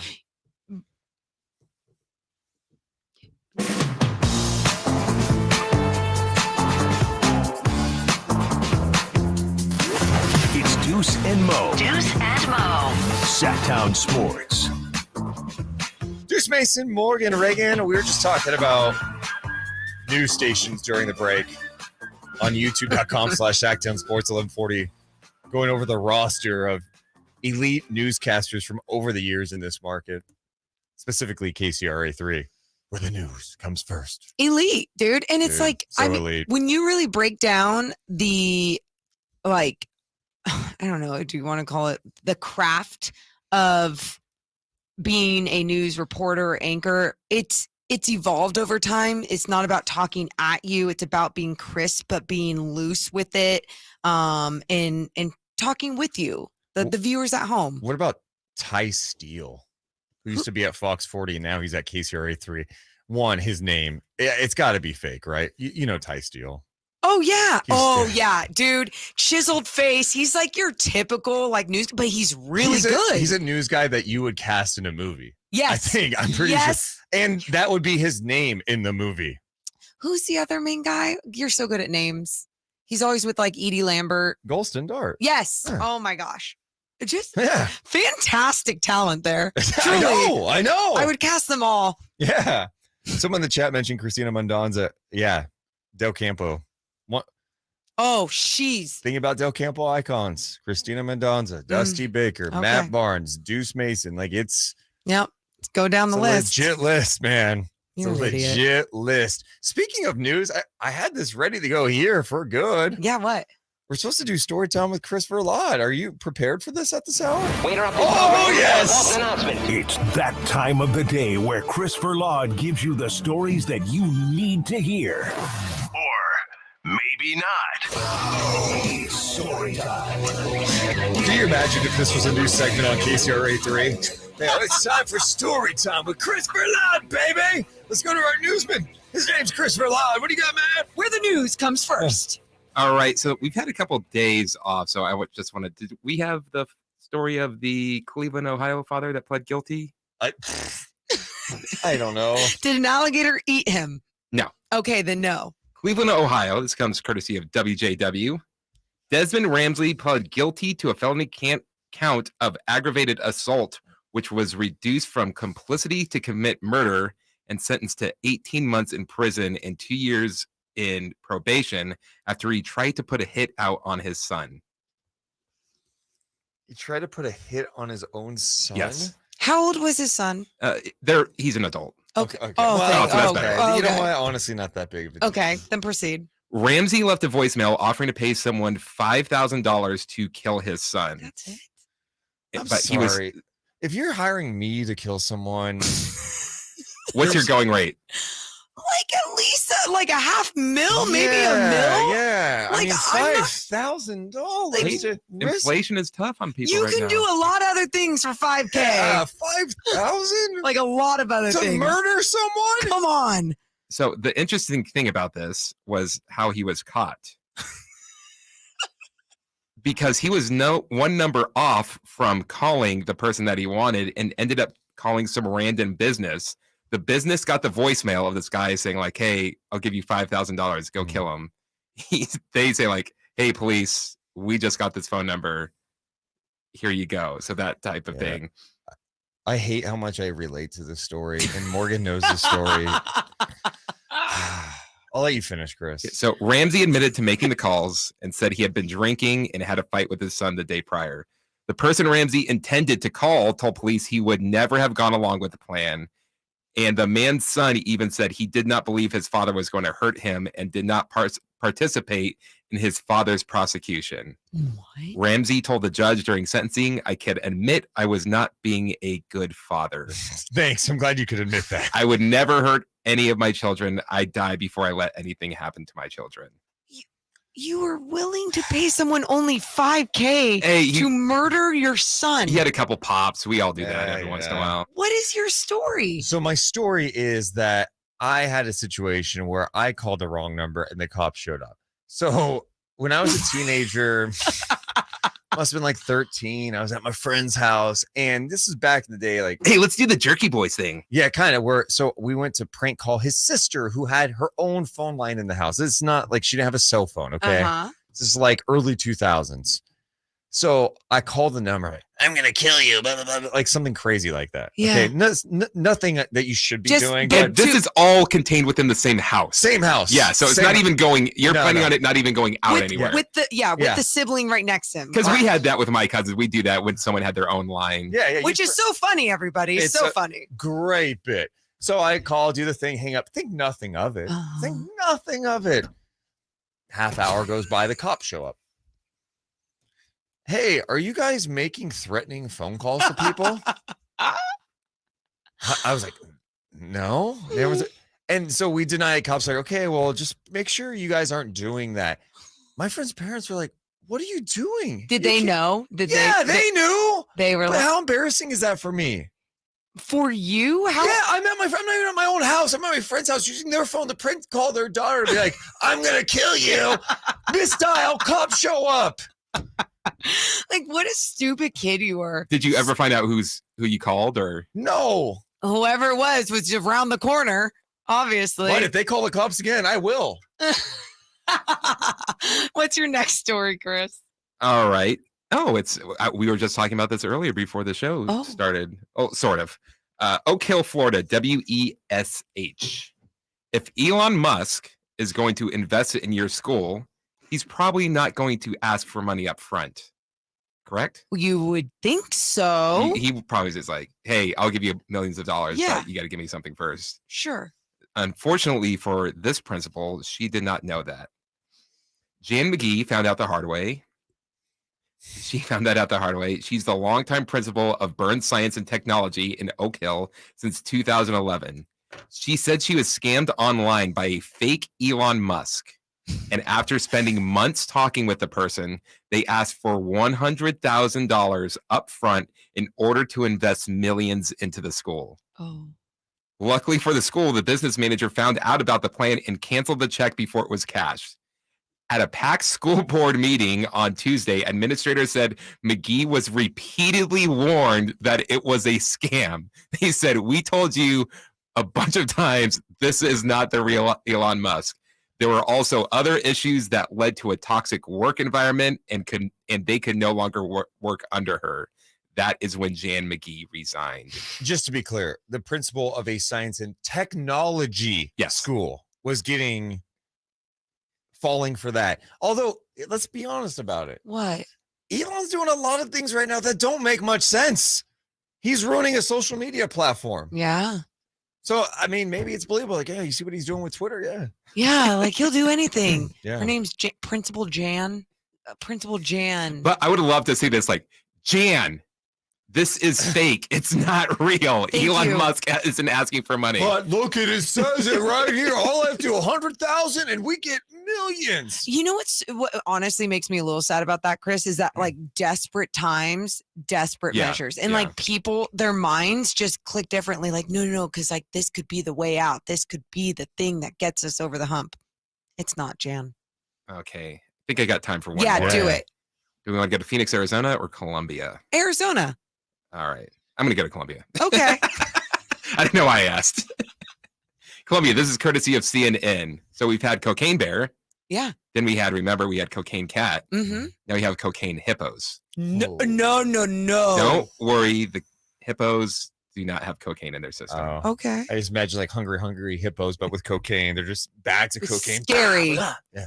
Columbia is planning on relocating 70 hippos that are descendants from the drug kingpin Pablo Escobar.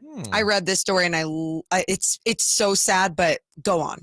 10 will go to a sanctuary in Mexico and 60 will be sent to a sanctuary in India. So in Colombia, they have a really bad problem with these hippos. The government says there's between 130 and 160 hippos in the wild that they are not meant to be in at all, but there's no natural predators for them. They easily just get around. They've been multiplying.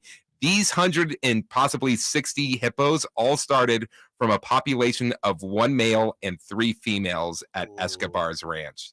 So in 93, after Escobar died, he had a huge exotic animal like zoo, basically. Illegal, yeah. It's not illegal if Escobar is doing it. So they moved all of them, but they didn't want to move the hippos because, hey, it's way too expensive to relocate them. Now they're going to spend $3.5 million to get around half of the hippos out of Colombia. Only half. That's so many. Yeah. No. It's like destroying the environment there. It's like they're going to take over, just like Florida with the pythons and the alligators and the mosquitoes, killer mosquitoes. Like that's going to be the hippos over there. Just because they didn't want to move 4 hippos. Yeah. Now they're moving 70 of them. Those hippos are Oh, producing, oh, huh? no, oh, well, yeah. It's a lot. I mean, what else are they going to do out there? I don't know. I just figure they swim around And eat? Yeah. There's nothing to eat. That's tough, dude. Actually, they have no problem eating. So once you get done hanging out and eating, what's next? Good point, Chris. Wow. Zay in the chat says, have you guys seen a hippo eat a watermelon? Yes. It is insane. Yeah. It's like nothing. It's like you eating a jelly bean. Yeah. Not even like a Jolly Rancher, a jelly bean. Yeah. They're like one of the most dangerous animals in the world. Correct. And they're so cute. They're cute. Oh my God. A baby hippos are cute. They're pretty ugly, I must say. Baby hippos. You're disgusting. Like when they're first born. Okay, I don't want to know. Is there anything newborn that's actually cute? Like when we're talking about fresh newborn. I think a giraffe, yeah. When they're first Yeah. When they're first born and they're trying to stand and they're trying to walk. But they're all like slimy and wet. I mean, but so you're saying immediately. Yeah, like then nothing comes out not slimy and wet. Like, are you kidding me?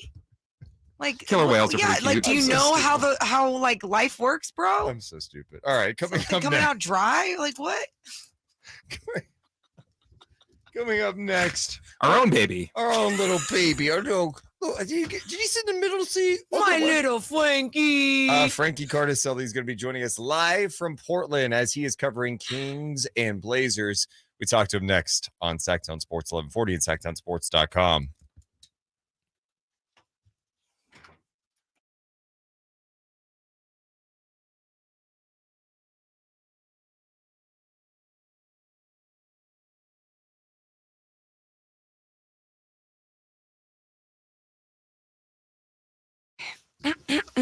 Thanks, Chris. Thank you for sending him the link. Should I just bring him up now? We could just bring him up now. Sure. Yeah, get it ready. Yeah, I'll just bring him up now and call him a baby more. Oh, it's your baby. Yeah. I only said that because I saw him in the StreamYard already. Look at Frankie living the life. Yeah, I got a whole floor here to myself, which is seriously. Yeah, it's a little, I mean, it's kind of nice. You know, the guys have their space upstairs, and they did wake me up though because the floors are thin. So I did get woken up like at 5:15 because they had the show. But it's okay. Maybe they should shut the hell up. You know? Maybe they should. Maybe they should. But God. For the record, I did not. I sat next to Jason. Which was nice. Jason and I we had a nice flight. Jason's a good guy. You did. Oh wait, so you didn't sit in between them, right? No. Good. That's so weird. I did sit in the middle though. That's fine.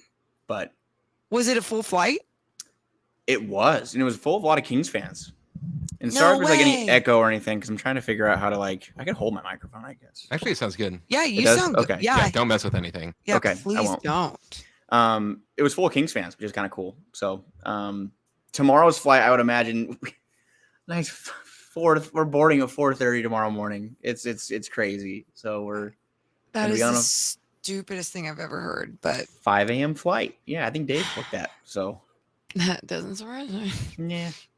We'll be hopping on the flight at 5 a.m. Back in Sac by 6:15. Hey, you got plenty of time to get to the airport and watch the Manchester City Liverpool game. Oh, there you Yes, I will throw that. I will throw that on. I think Dave was mentioning there's some game he has to watch tomorrow morning. Maybe that was it. But that's definitely not it. Yeah. It's not it. Watching it. No. He named some other teams I don't recognize. But Well. Frank is here, huh? yeah. Hi. Hey, Frank. Did you sit in the middle seat? No, we were talking about that before. I did not. Good. I sat next to Jason though.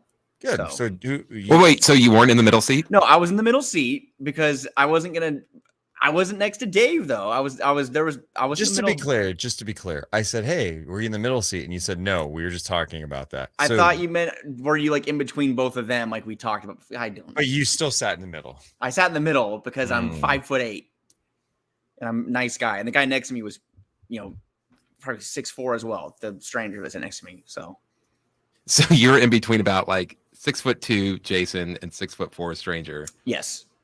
And the guy that next to me took up the whole armrest. Was not thoughtful. Oh, here's the thing. If you, and I am very conscious of this, if I have an aisle, I give that person middle seat gets both armrests. That's how we live in a civil society.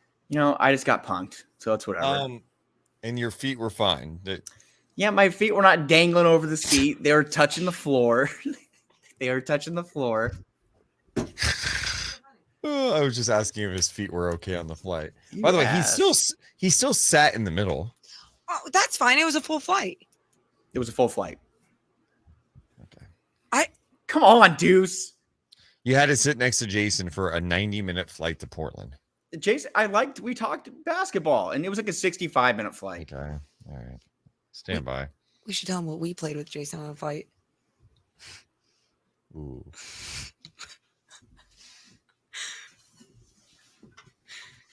Sacktown Sports Headlines. I'm Chris Verlod with your Sacktown Sports headlines. The Kings are still in Portland after their 40-point win on Wednesday and have another game to clinch. This time with the win, the Kings can clinch the Pacific Division. And with that win over the Trailblazers, that would be the third Pacific Division win in Sacramento history. You can find out more about tonight's game with our Kings insider, Frankie Cartoscelli's preview on sacktownsports.com. You can listen to tonight's Kings Trailblazers game, starting with game night at 5:30 and tip-off schedule for 7, right here on Sacktown Sports. ESPN's Adrian Wojnarowski is reporting that lowering the minimum age to enter the NBA draft are no longer part of the league's labor talks with the Players Association. So the one-and-done era will continue into the foreseeable future. Those are your headlines. Now it's time to get back to Deuce and Mo with our guests, our Kings cowboy, Frankie Cartoscelli.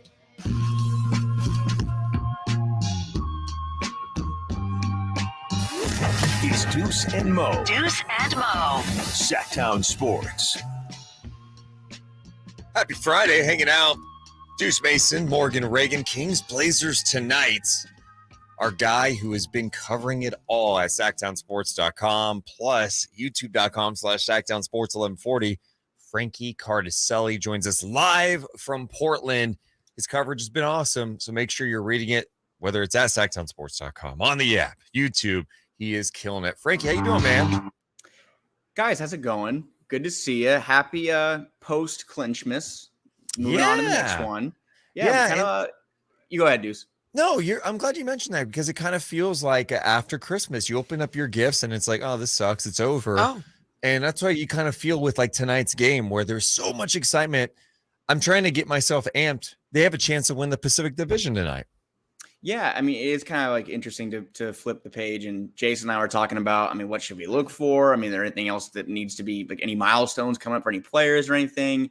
I think that it's interesting. And Harrison Barnes said it this morning on his interview with Jason and Dave, plug, that 50 wins. It's a goal for him. Yeah. And a couple other guys have mentioned that too. And I think it's important to them. And kind of a measuring stick for teams you've seen make the playoffs or go on those runs before. They're 50-win teams. And maybe that's some validation on the part of the players and whatnot. But a 50-win season would be huge. It hasn't happened here since 2005. So I think finishing the season 4-2, that's definitely doable. So I'm just, watching them, seeing them kind of keep moving forward and move the needle there. But it's going to be an interesting feel after what happened the other night. And even though it was a game that was ugly early, and then late was ugly in a different way, like a completely different direction. Tonight's game will have a different feel, but I'm looking forward to it.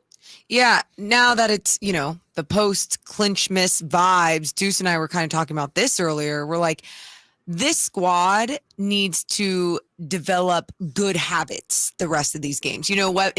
Even in a game like tonight or Sunday against a bad team, do you get the sense from just even being there right now in Portland that they're going to have that same mentality? I know they practiced yesterday too.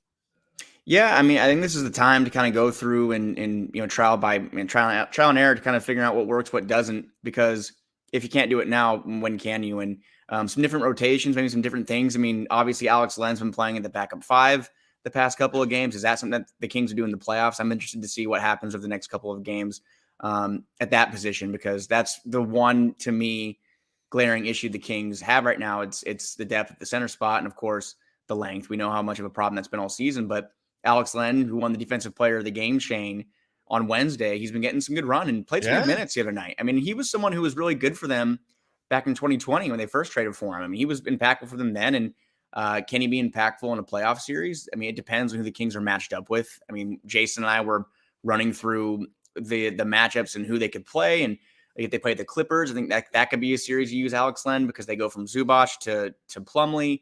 But then there's some other series like against the Warriors, don't really need a true backup center. Not really. I mean, they have Looney and Green, Anthony Lamb. So it just, to me, I'm watching for things like that, the small things, and kind of also hoping to see them get some guys some rest down the stretch. Obviously, if the 2 spot is available, and if the Kings win tonight and the Grizzlies lose again, you're one back with 5 to go. That's doable. And Jason and I also mapped out the Grizzlies and Kings both play the rest of the way. They play on the same night the rest of the season, so it'll be easy to keep track. But that's fun. Yeah, easy to keep track. But as long as that's there, I think the guys are going to be interested in that. But if they fall 3 back with 4 to 5 to go, I think resting Fox and Sabonis for sure should be a goal. Couple of things. You're talking about Alex Len. I think the one surprising thing for me this year with Alex Len is that it's taken him this long to get this chance. Yeah. They have clearly been searching at the backup 5 spot, and Chimezie Metu's probably got the most legitimate run out of him, Holmes, and Lyles. But it's wild that it took this late in the season for Brown to go, all right, I need to get him in. It was the most minutes he's played since that game he started when Sabonis was out against Denver. Yeah, it's kind of been a treacherous road, I guess, the backup center. I mean, you go from, we're trying to figure that out too. It went from Rashawn to Mezzi, I think back to Rashawn briefly, to Len for a minute, then to Lyles, back to Mezzi, and now we're here at Alex Len. So it's just something that what needs to happen for this team to find some stability. And again, I think it might come to a matchup basis. I don't know if the team's going to find stability at the backup center until this offseason. I mean, we'll have to see who's out there on the market. I think you mentioned Naz Reid. I think he's an upcoming free agent. I mean, he can play some 4-5. Trey Lyles has played small ball 5. I don't know if that's something that you want to have full time. Obviously, there might be some. I'm sorry, Frankie. Yeah, Deuce is looking at me weird. You know why, Frankie? Because when you mentioned Naz Reid, he just kind of looked like, yeah. What? Because Naz Reid wants to play. I think he's gonna want like a more starting role. Yeah, bigger role. I mean, he's right now stuck. You got Gobert, you got Cat, you got Kyle Anderson. There's just a lot of guys. You come to Sacramento, I don't know if that's it's gonna open up anything more impactful for him. I don't know. This team has 0 depth at center behind Sabonis. I mean, you knock on wood if Sabonis misses 4 or 5 games. I mean, even if Sabonis is playing, I think he could have a larger role than Minnesota. They have a logjam of forwards and centers. I mean, the Kings don't. That's one thing they don't have at all. It's just a name. It's just an option. Yeah, that's fine. Morgan just looked at me weird, so we had to address it right away. If we didn't address it, then it was going to hang. I don't even think the show could have continued. Yeah. But we've had to end it. The other thing I wanted to ask Frankie about was earlier today we were looking at NBA.com and they have their new MVP rankings, and Domas Sabonis right there at number 5, moving on up ahead of Luka Doncic. Does that surprise you at all? No, I mean, I think that even the national perspective of Sabonis and the Kings has shifted so much in 1 year. And I can't remember what thread it was, just of people's takes on draft night. And someone said, I can't remember who. Just it's you'd think that the Kings acquired Alex Len in a trade for Michael Jordan on trade night when the Halliburton trade went down. That was what someone put out there, and it shifted so much. Just seeing where that happened a little over a year ago, and where they are today. That Sabonis has been that guy. I mean, he's been a guy that's led the Kings to be a top 3 seed in the West. I think he's top 1, top 2 in win shares. I mean, he's leading the league in double doubles. We all know what he brings every night, but the leadership and the need to be available. He wants to be out there with his teammates, and that's another thing Harrison Barnes said about the importance of playing 82 games or trying to play in every game. Is he used Sabonis as kind of inspiration when Sabonis went down. He's like, I can't miss time right now. You can't afford it. And that's huge to me. That's what being a leader is. It's being an MVP is, in my opinion. And he won't win, but he's deserving, in my opinion. He's as deserving as those other teams. And obviously what Giannis and Embiid and those guys have done is incredible. And those are 2 of the best teams in the league. But the Kings are up there too. I mean, the Kings have proven that they're a team that's going to hopefully make some noise down the stretch here and for sure in the playoffs. But Sabonis has been, to me, one of the main things or main piece pushing it forward. Yes, I remember someone really funny joke that people reacted as if the Kings traded for Arvydas Sabonis, his dad, right? You've used this joke so many times. So many is times. That my joke? Yes. Well, he brought up a joke, and I wanted to add one. No, but like he said the Michael Jordan one for Deuce. You've been using this joke all season long. Frankie, do you like my joke? Frankie, don't lie to him right now. No, nay, yeah. Oh my God. You can't sit on the fence either, Frankie. That's fine. That's fine. There you go. I have supported you so much, Frankie. You supported me. You were saying my legs are dangling off the plane like a kid or something. Deuce, I like the joke. Thank you, Chris. The first time I heard it. Oh my God. There we go, Chris. There we go. And you know what? It really wasn't a joke because that's how people react. That's true. Okay. Frankie, something else we were talking with Chris Watkins about last hour I thought was interesting. Kevin Herter was on the morning show today talking about how they play at home versus the road. And he was like, we got to play better defense at home. We have this like mental relax factor for home games. I was like, I want to look at that. Their defensive rating at home is 29th in the NBA. Their defensive rating on the road is 10th in the NBA. That shocked me that the discrepancy was that large between home versus road. Do you have any theories as to why the hell that would be? I mean, that was kind of hearing Kevin say that. It was almost like it validated my thought process. Like, okay, it does seem to me like they play a little more relaxed at home. They kind of take a step back.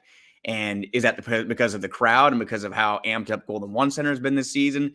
Maybe that is. I would imagine that is what he meant by that. But because on the road, you know you're not going to have any extra help. You don't have that extra momentum factor of having a sold out crowd behind you for you. And it's just, that's the only way I can resonate it, is that it's because of the fact that at home you are comfortability. You just let up a little bit and you kind of annoys me. That annoys me. It's like, oh, me too. With how many examples we have seen them kind of be at home. And they're not bad. They're just not. For a team as good as they are on the road record-wise, you would think they would be one of the more elite teams on the home floor with that energy they get. And I feel like maybe they take it for granted. But we also talked about this. It could just be other teams getting up too. They don't want to see that stupid beam. It could be that, Frankie, but it also could be that we were thinking, because obviously we have to try and break this down and find what the problem is, but that maybe they're relying on the energy of the building rather than relying on their ability to step up and actually play good defense. Yeah, it's got to be one of those two, three things, wherever it is. It's got to be it's just you're too comfortable. And when you're too comfortable, you let up. And on the road, that's the one thing that most teams try to do is I think winning on the road is a huge factor in the NBA. I mean, most of the best teams in the league normally this year, not so much as far as outside the top 2, I think in the East or the West, or 3, I guess in the Kings case, winning on the road is what makes teams, championship contenders and championship winners. You have to win on the road. You can't just bank on winning only home games. The Kings, that's what I love about them going to the playoffs. I love the fact that they can prove and they can win on the road, but this can't happen in the playoffs. You can't let up and give away home games because it's not guaranteed for sure, as we know. But Golden Monster needs to be a home court advantage, in my opinion. And it just hasn't been so far this season. They played well at home. Sure, above 500. They've been a good team this season, period. But I think that when we think about the home court advantage that we're envisioning, we look back at Arco and what that was like for opponents. Golden One isn't that right now. I mean, it's loud and it's the fans are doing their part, but the team has to do its part as well. You were there the other night in Portland. You're still there in Portland for tonight's game. Let's take us back to that night, man. What was that like to witness the streak come to an end? Anything surprise you about like the post-game celebration or right after the game? What jumped out to you about that night where the playoff draw ended in Portland? It was cool. It was special, you know, and a lot of Kings media made it down, like Kevin John, Matt George, Jason Anderson from the B, Del Rogers from KCR. There's a lot of people down there, local media. And it was cool kind of seeing that just for what would be a regular season game other years, or for the Kings' sake, you know, a non-important regular season game in years past. Just seeing everybody there and engaged and ready to go. And when the game was over, I think the Kings have been so stoic about this whole process, just the fact that they don't want to, you know, let this define them, and the fact that the 16-year drought. Some people have come in and said, you know, I've been here for 1 year, I've been here for 4 years, X amount of years, whatever. Seeing them embrace it at the end of the game. And they were having a great time. And it's not like, I think we talked about baseball celebrations with the champagne and alcohol, like all this stuff flowing. Like they were just in the locker room playing music, just celebrating. I think there's people taking turns speaking. Coach, I know, addressed the team. They're playing really loud music. I think I tweeted they were playing like Lil Wayne. They're having a good time. And hearing Coach come out too and just highlight it after what the past couple of months have just been them kind of focusing on bigger things. I just think it was something that needed to be recognized, because this is maybe the team, they all haven't been here for 16 years, but I mean, the fans have. People that have been around for 16 years, it's really important to them. And the players noted that, and De'Aaron even said after the game, can't say it anymore. People can't say it anymore. So it was cool seeing the players, the coaches, everyone kind of just really celebrate it for a night, and before they move on to the next thing, because it really deserved to be celebrated. And it was special. I mean, from someone who, you know, like you guys, has been around waiting for the whole playoff drought to come to an end.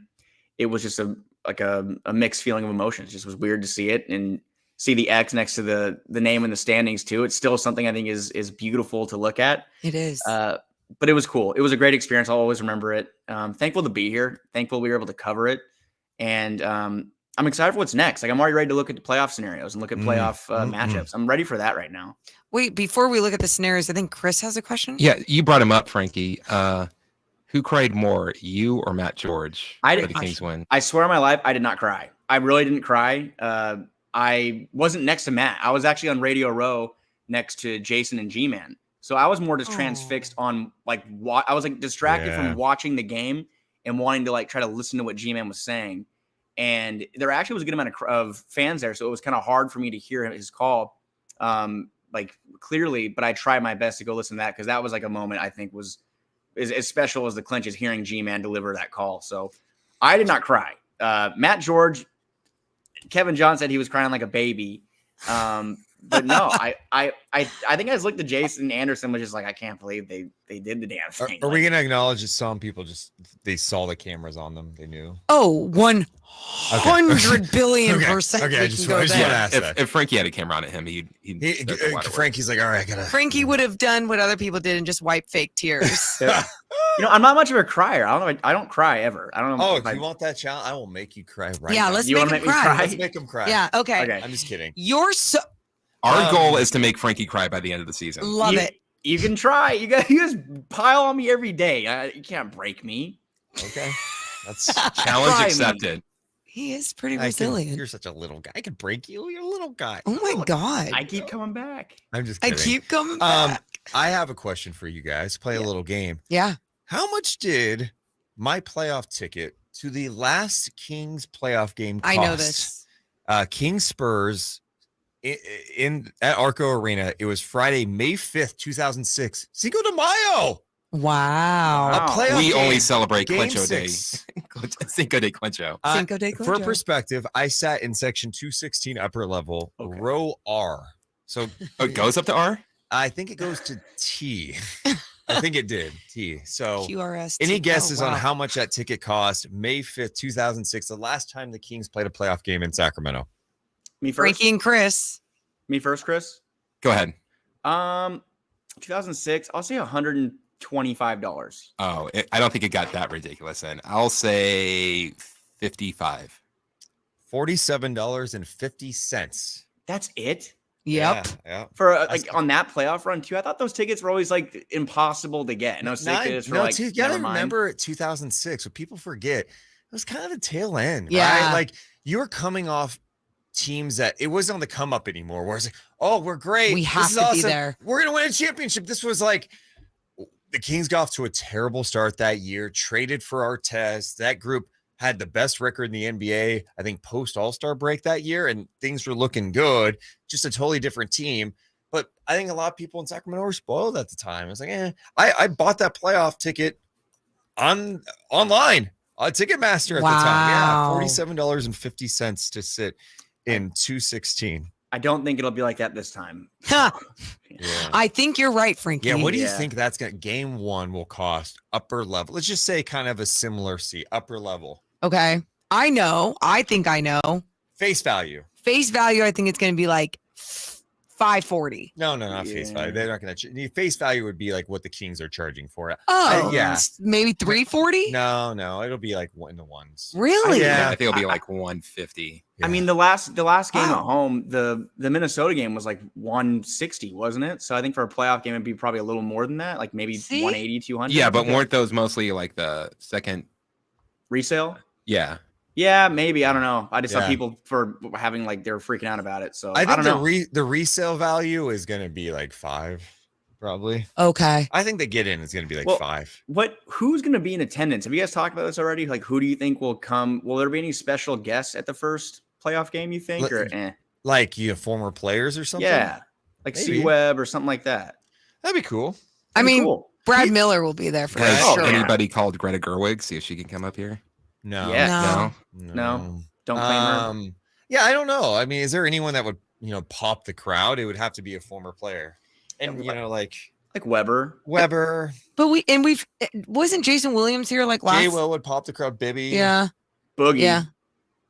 No, are you serious? I mean, Bibby might legitimately pop the crowd if you've seen him. Yeah. Wait, I think people would freak out if he came. Boogie? I think so. I mean, I think if anyone comes, it would probably pop the crowd at this point. Isaiah Thomas. Oh my God, that would work. Yeah, that the one way would things be are cool. going right now, Marcus Thornton comes to town. Oh my God, give me a little Kmart. Travis Outlaw. Okay, Travis Outlaw. I don't think is. If they were like, hey, and let's welcome back Travis Outlaw, I think you hear. Do you know who Travis Outlaw gets a better response in? Who? Spencer Hawes. No, because Spencer gets a reaction. Spencer, but booing. That's the thing. Travis Outlaw would not get much of a reaction from Kings. What about Chuck Hayes? No, okay. I don't think. We would hear Chris Watkins definitely. Yeah, the Chuck wagon. Yeah, Chuck wagon. Chris loves the Chuck wagon. I think the biggest pops would be for someone like Mitch Richmond or some guys on the early 2000 squads, like something like that. Okay. Either way, it's not about them. It's about the team on the floor. Okay. That's what I'm kind of with too. I'm like, Shona, but to me, that's about these guys. Oh, there's a game going on? Yeah. Yeah. Well, yeah, why not? Frankie, Chris by the way. Chris said boo. Frankie is flying back from Portland tomorrow morning early. And I know you sat next to Jason Ross on the flight over. We played a game with Jason Ross one time on the way to Summer League that if you're bored, just hey, it's early. We don't have much brain power. We don't need to talk basketball. We played a game called Colleague or Friend, which then kind of morphed into Would you go to their funeral? Would you go to their funeral? So it's a really fun game. You don't think so, but it's really fun. Yeah, then you just throw out names of people you guys know and be like, would you go to their funeral? Like throw out Chris Watkins, throw out Matt George. We'd all go to those funerals. Sean Cunningham. I mean, I go to Sean's. Of course I would go to Sean's. Yeah. But like, see, you might have what day is it on? If it's on Monday, like if it's on Saturday, no. Like a Monday, Wednesday like lunch? I can skip work. No, but seriously, just throw out some names, throw out this Would game. you go to Frankie's right now? Oh, 1,000,000,000%. Yeah, because I mean, like when his is mom? His mom would ask, and his mom would be I'm there. getting on a That's why. flight tomorrow morning. Well, knock on wood, kid. It is a fun game to play, though. Just try it Okay. out. Just try it out. Throw some random names in. It's a good game. I will go up when we're done with this, and I will ask him I'll say a name to him right away and see if he picks it up. Okay. I'll just throw a name at him randomly. I'll start with you, Deuce. Oh, Jason's probably speaking at my funeral. Oh, really? What if UCLA is in the Sweet 16? Oh, he would still. Jason would be for there. sure. Jason would speak at the funeral saying, And I'm finally glad we brought this man to justice. What if UCLA is playing at Golden One Center in the Elite Eight? Also, a couple of things. One, I'm totally outliving Jason Ross. 100%.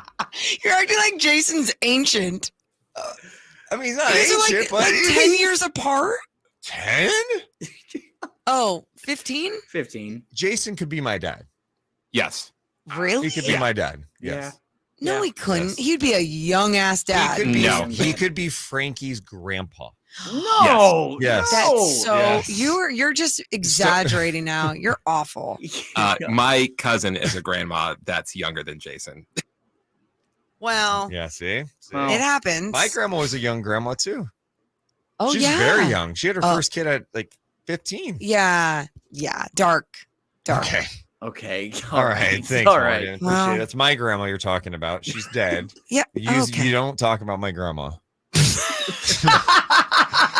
Frankie, seriously, have fun tonight, man. I'm so happy. Your coverage has been great at SacktownSports.com, dude. Like you said, enjoy this, man. You covered the All-Star game this year. You're in Portland when they clinch and this long drought. You're gonna be covering playoff games all at SacktownSports.com. So I'm happy for you, man. Thank you, man. Thanks, guys. It's been fun. This season's been fun. I'll definitely remember this forever. Sounds corny, but I will. No, it's not corny at all, dude. Well, you guys will make fun of me. And also, how would I thank you? First of all, thank you. Second of all, how did I make it through this whole interview or sit down, whatever, without a Rip City Portland audio burst from Chris? You did not make it all the way Rip through. City, Portland. Thank you. Enjoy Rip City, Portland. I will. Thanks, guys. All right. Bye, Frankie. We'll talk to you soon. That's Frankie Cartoscelli, SacktownSports.com. And he's doing it all season, but off season too. A lot of radio stations have websites that suck. Yeah. Sacktown Sports has people working on stories all the time and not just like copy and pasting. It's like legit stuff. And you want to make sure to cover it from the Kings, all the local teams, 49ers. It's all at SacktownSports.com and the free Sacktown Sports app. There you go. Thanks, Frankie. All right, coming up next, we'll get you closer to Kings and Blazers. Should we play a little game of would you go to their funeral? I'm just kidding. Yeah. Why not? It's Deuce and Mo on Sacktown Sports 1140.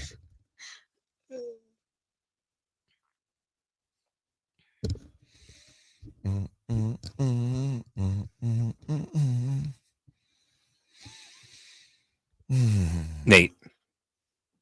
Would I go to his funeral? Yeah. What does he want us there?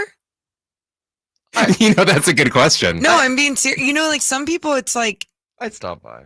oh my God. Well, it's I don't want you there. See, there it is. Don't go. Hey, Nate, And it'll be sooner than you think too. okay. No, don't. I say don't that. have very much time left. I believe that. And Nate, knock here's, on the, wood. here's the other thing about you, Nate, is like Uh-oh. I've just felt weird about you ever since you used me and Morgan to try to get social media. Well, it didn't clout. work. So does that make you feel better? JoJo says, Deuce, I don't know how you still have a voice after yesterday's call. I thought you were going to be toast. Dude, was I yelling? Now I'm like super self-conscious about that. Was I yelling a lot? Why are you Bro, self-conscious? you're so about it? insecure right now, dude. Yeah, I why- feel it. Because I coming off read you. King's Reddit, which is the mistake. Yeah, Anytime why- your Did you see name's the br- post? I wasn't going to bring this up to you, but What? did you see the post last week about you? I did, but then I stopped because It was a just too little much. embarrassing. It was too much. And and I'll be honest, like when I see comments, it's like the nice ones are definitely, they feel great. Yeah. But there's a couple that hit you and you're like, that are like negative. And you're like, Yeah. oh, okay. Well, that's Like that one where it's like Deuce was yelling the entire time. I'm like, was I? Everyone was really nice to you in that thread, I thought. That thread was pretty The nice. problem is that the title was "No one deserves it more than this guy." Yeah, and, that was and the people in the outrageous. comments were like, "I don't know Yeah. about that." No, Yeah. that was outrageous. And it's I like- thought the same thing. anyone trying to make these moments about someone No, or it's not or about at all. themselves, which we have seen people do in this business, people trying to make this about themselves right now, and it's really embarrassing. It's tough because it's truly like we're all literally consuming hours and hours in this emotionally, physically together. All of us. Adrian in the chat says Stockton would have won if Morgan didn't shush away the mascot. Dude. Okay, Was it Dunkson? Dunkson, like, and I'll be honest, my I did. God. What did one time Dunkson too. do? So Dunkson has this like drum he hits. Yeah. You've seen it at games. Like, I boom, love Dunkson. boom. Yeah. But he'll sometimes he'll do it near us, and it's not that bad. It's He's not like that right bad. behind us, and it was just like it sound you at first duck because you think something bad is happening Behind you. Yeah, You're you're like, Stockton. What is that? Well, No, not even it's just in life. no. This Okay. stuff happens everywhere. Don't Okay. take a shot at Stockton. You come to Stockton, you're gonna take a shot at it. Even if it was golden one, I don't care. Like, no, I'm not kidding, Nate. It's I'm literally, laughing at Deuce, it's sorry. that piercing. And then, really quick on top of that, the audio, because we don't have the greatest broadcast, our audio picks up everything, and it just was so sharp in my ears. Adrian So what says I you can thought see her doing it on TV. What Really? Oh, man. You look so bad doing it. What- Go away. What I thought was happening the first time I heard like the drum, I thought you were like so excited, Morgan, that you're like hitting the You thought that desk. was me? I thought that was the first time I heard it. Then you said like, "Hey, Dude, I couldn't get my sentence out. And usually I'm not distracted by anything because my headphones are on, but the headphones were piercing, picking up this loud, amazing crowd, which was fine. But then that drum just scared the crap out of me. And so when he came back, I had to look at a mascot and go, you have to do that somewhere else, bro. It's not any mascot either. It's probably the cutest mascot. Dunkson is such a cute. This is him cute trying to little make guy. up for taking a shot at Stockton. No, It's so I'm cute. not lying. I love Dunk. You can ask Morgan. Send her a picture of me and Dunkson after you gave me those tickets. Did you really? Yeah, you responded to me, but it's okay. Well, I don't remember. No, it's fine. There's a lot going on in my life. No, I understand that, but I'm just trying to prove to you there's receipts that I love Dunkson. Oh, I see. Yeah. I see. I love Dunkson so much. Oh, I love the way he walks. Dunkson's pretty cute. Yeah. I felt really bad, but I was like, you can't. You got to work. You can't do this right behind me, bro. There's an entire arena to do this at. You call Dunkson your bro? Excuse me, bro. I need to apologize too because I felt bad when I'm like looking at a mascot I would saying feel bad too if I were you. I don't give a damn what you think. But yeah, like having to look at a mascot to be like, you need to do that somewhere else was really hard. Oh, poor Dunkson. It's okay though. Yeah, no, he's chill. He's chill. And he's great. He's great at his job and everything. It was just like, it wasn't his fault that our mics are awful, you know? Could have been. Sacktown Sports. Headlines. I was just thinking about how obnoxious that music was. Thank It you. was so loud in my ears just now, and I was like, I need something chill. And Chris brings the little chill update Just on a do Friday. this all the time. God, I love it. I'm Chris Verlad with your Sacktown Sports Chill headlines. Kings take on the Trailblazers. Oh, yes, they do. With a win, they'll win the Pacific Division. That would be the third time the Kings have won the Pacific Division. Hang that banner, baby. For more on tonight's game, check out Frankie Cartoscelli's preview on sacktownsports.com. Game is at 5:30. Tip-off scheduled for 7. Just keep listening to us right now. Sacktown Sports. ESPN Adrian Wojnarowski is saying that they're chilling on the minimum age talks. These labor talks. Yeah, we don't need that, Chillin'. man. 19, baby. So now, the one and done era continues in the foreseeable future. Those are your chill headlines. Now back to Deuce and Mo.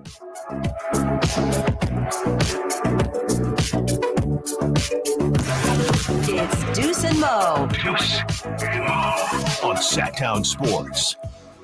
Yeah, it's crazy that the NBA and the Players Association sound like they're closing in on a new collective bargaining agreement now. I thought maybe it'd get a little more messy, but they must be on the same page. Life is good in the NBA at this point. A lot of money being made.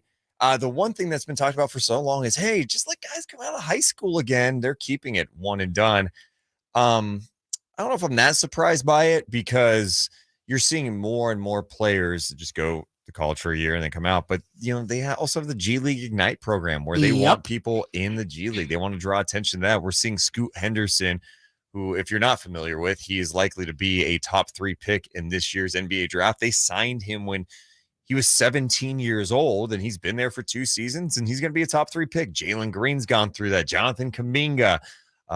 Last year, who am I missing last year? Beauchamp, Jaden Hardy. Dyson Daniels. So a lot of people are going through that program, and maybe that's kind of the idea. Yeah. Earlier before that, Jalen Green, did you mention him? Yeah. I mean, yeah. So it's, and you know, someone like Scoot ended up signing a 2-year $1 million contract, I think it was, for him. So you're seeing that money at a young age, a lot of it.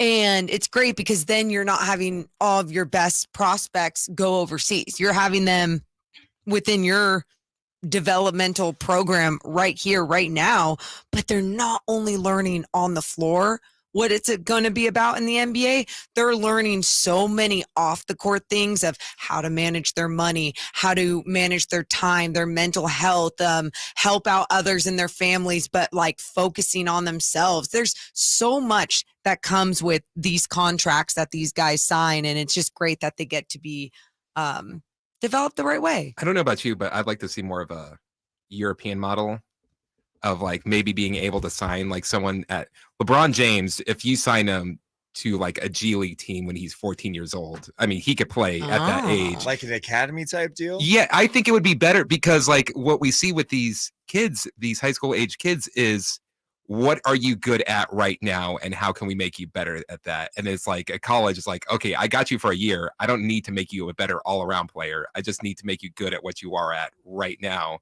And then once they get to the league, they're behind. Like, okay, I don't know how to shoot. I don't know how to go left. I don't know how to defend. Well, there's Sierra Canyon, whatever that high school is that, you know, they're trying to develop young guys, but that's one school, right? So I don't like, know. I mean, because whenever someone comes over from Europe, they're like, wow, I can't believe he's so good at everything. Yeah. Why are they so good at everything? Because they train them to be good at everything.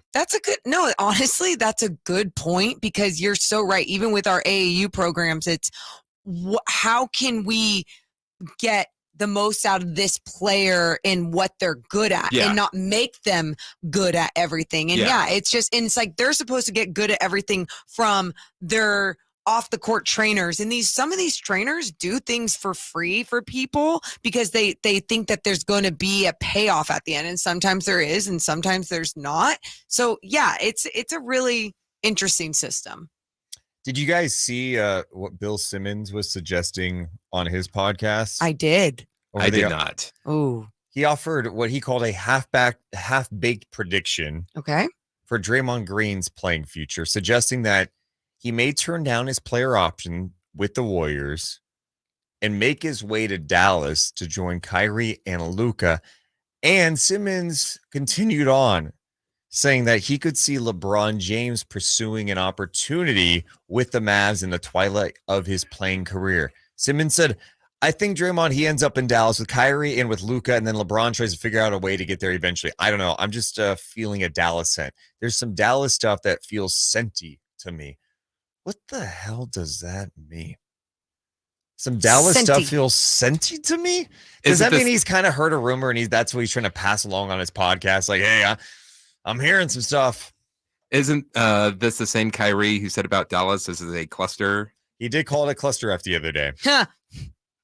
Yeah. You know what? I hope they form that team. LeBron, Kyrie, Luka, and Draymond. Could you imagine Draymond and Luka complaining all the time?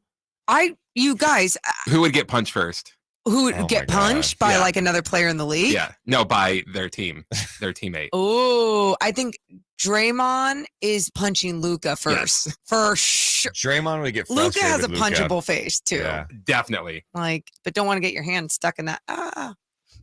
Get it? That's stupid. Yeah, that was mean. Just say something. That was mean? Yeah. Hey, also you got sausage arms and cankles. Someone in the chat was bringing this up. I'm curious. Westbrook try to get another fan ejected? And I'm sorry, was it Kyrie or Kyrie did try to get another fan ejected the other night? And Westbrook did. Yeah, what? Dude. And then someone showed a clip. It was funny. Ryan Russillo retweeted a clip of Westbrook calling Dylan Brooks trash over and over again. And Russillo made a joke of, hey, should Brooks get Westbrook thrown out of the game? What's up with this? Okay, I've had it. It's tough because obviously I think we are very much pro players and what makes them feel comfortable in their work environment, right? Like we've been heckled before. We've felt harassed by people before, and it's not fun. It feels dangerous and threatening at times. But are we getting to a point where, like, for example, wasn't Russell Westbrook talking about how being called Westbrook was offensive and that his family was there and that he didn't like that? And I go, that people should heckle and do whatever the hell they want with that. But if it's something worse than that, I can understand it. But are all these situations that much worse? Yeah. We don't know. Or and is he abusing his power? That's what I'm saying. I think there's some abuse of power a little bit. I'm curious. I mean, let's be real. If you're dropping F-bombs left and right and being obnoxious, like get out, like stop. Yeah. Just stop. Or obviously saying something racist or like heckle and good fun. My favorite thing to do especially with Westbrook, obviously I'm not close enough to or anybody can see me, but I always say, take the shot, Westbrook, take it, go. You're getting ejected from the game. Yes, exactly. It's if I'm cheering for him, but he knows it's sarcastic. I honestly, for the Stockton Kings game, when I had Dunkson behind me with the drums, I should have asked security to escort Dunkson out of the arena for being too loud on the drums. That would have been great. Dude, did you see the marriage proposal yesterday in baseball? Yes. No. Did it end in handcuffs? Oh, no. Yes. Yes, it did, actually. Yeah. I'm going to show it to you because you have not seen it. For those who didn't see it, guy jumps on the field. Look at him. He's on the field. You guys go look it up. Dodgers fan proposal. On the field, proposing to his girlfriend in the stands. In the stands, for some bizarre reason. Boom! Security came through and just destroyed this guy. Oh, good job, security. Good clean tackle using the shoulder. I loved it. And by the way, his girlfriend after still said yes to him. You know what? If I was in love with someone and I was like, this is great, and then they did that, you know what? No. I'm questioning some things. That type of person making that type of proposal is definitely dating a person that wants that type of proposal. You're so right. It's about, and it was like about them or him in that moment. It wasn't about her. It was about, can the world see me? Who cares about you that I'm proposing to? Can the world see that I'm the best fiance in the world? I'll make you the best fiance. On the field. What a moron. That wasn't the only issue with the fence. Someone was saying Anthony Rendon yesterday got into a heated exchange with an A's fan at the game yesterday, and he grabbed a fan by his shirt. He's smiling. The fan said something. He's grabbing him by his shirt and jawing at him, and then he took a swipe at him. I would have been so this scared. This is something to watch, though, because, like, we're seeing more and more reports of people being Bradley Beal had the issue as a fan, and people are bringing up gambling. This gambling can be toxic, especially if more people are getting involved and they're getting mad at players and saying things that are really wrong and disrespectful. There's obviously a line that some fans cross. Sammy Guevara took a swing at me. Yeah, but you deserved it, and you said, "Okay, I'll take that." Yeah, I did deserve it. Yeah. I would have liked him to have hit me to say, like, "Hey, can I go backstage so we can clear this all up?" And I won't do anything. Hey, do we need a break? Yeah, we're like 20 minutes late. Okay, got it. Chris didn't tell us. I only told you several times. You did? I did. I didn't see it. I wasn't looking at you. We're having fun. It's a Friday. We got Cal's and Rami at 2. We got more coming up. It's Deuce and Mo on Sacktown Sports, 1140, sacktownsports.com. It's the Carmichael Dave Show with Jason Ross. Sadly, if I go to either... I couldn't remember if it was... I'm like, were we supposed to be at 39 or 44? Oh, no, we come back. Oh, got it. Yeah, we're supposed to be back right now. You know what? Sometimes, though, it's a Friday and you just chilling. Chilling. Chia. Oh my god. Fun. Add videos and photos, please. Let me just talk out loud because I can't think for myself anymore. Ariel messaged me saying that if the Kings make a run during the playoffs, that she's got more advice to give. Nuh-uh. Yeah. So she has more concrete strategies. I think you might need it. Gonna have to use that. for Chris Watkins or something. Meh.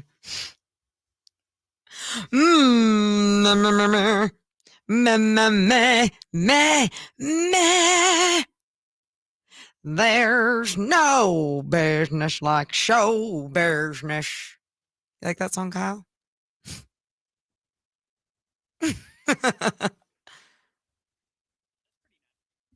Wait, Kyle, can you sing? I can sing. If you could sing one part of one song right now, what would it be? You know what? I'm gonna let you pick the song. Okay. Are you into like? Let me think of a song that's like. See, my comedy brain is what would be the funniest thing for me to sing right now. Okay. What would be the funniest? Oh, I don't know what the answer is. It'd be better if you guys came up with it. What about why? I should probably look up top 100 teams. Okay, you're making fun of me. You're making fun of me. Yeah, you're making fun of me. Oh, I'm sorry. No one likes you. Shut up. Top 100 songs. I asked Kyle if he could sing a song on the spot, but he told me I think it'd be funnier if you guys picked the song. No, but Kyle doesn't have improv skills. He doesn't? No, he's not an improv guy. Okay. What evidence do you have against me? Okay, can you sing All of it? Flowers by Miley Cyrus? Oh, boom. Wait. Yep, improv. Nope, I don't know that song. Yep, Sorry. I don't either, really, but okay. That's a great. It was a good idea. We're in the right mindset of funny songs that would be funny. I love that you call it funny. It's actually a good song. Yeah. I think we have a sound effect in the afternoon of Simone singing it. No way. It's only like 3 seconds long, but I think that's the only time I've ever heard it is Simone's 3-second bit of singing the song. How was the meeting you guys had? Ooh, during our great show? question. We were learning how to do StreamYard stuff, producers only. So I don't know if I'm allowed to divulge this information. I mean, I use Streamlabs OBS, a far superior program. So no, I don't need to know StreamYard. It's very basic that anyone could understand. Literally anyone. Why are you being Deuce is lashing out right now. Okay. He went at me. I went back. Oh, okay. You hear that? He's right, Kyle. You totally just attacked him personally. We've got 30 seconds. Do we have a song you want me to sing? Yes. Dancing in the Moonlight. Ooh, that's a great one. Everybody feeling. You don't know that song? No, It's a really good song. I've let you guys down today. I'm sorry. We get it almost every night. You need to look that up. I like how every part in that song, it just eventually turns into her. Now we're doing Red Hot Chili Peppers. Yeah, do that. Okay.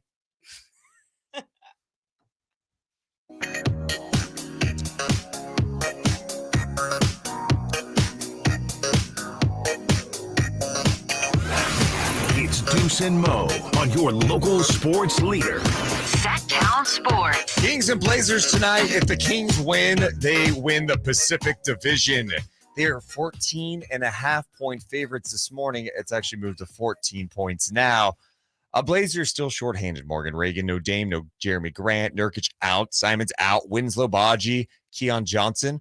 Archie Diacono is doubtful. Reddish did not play last game. He is doubtful. They just signed Skylar Mays, who we saw play in Sacramento the other day for Mexico City. They just signed him to a 10-day deal.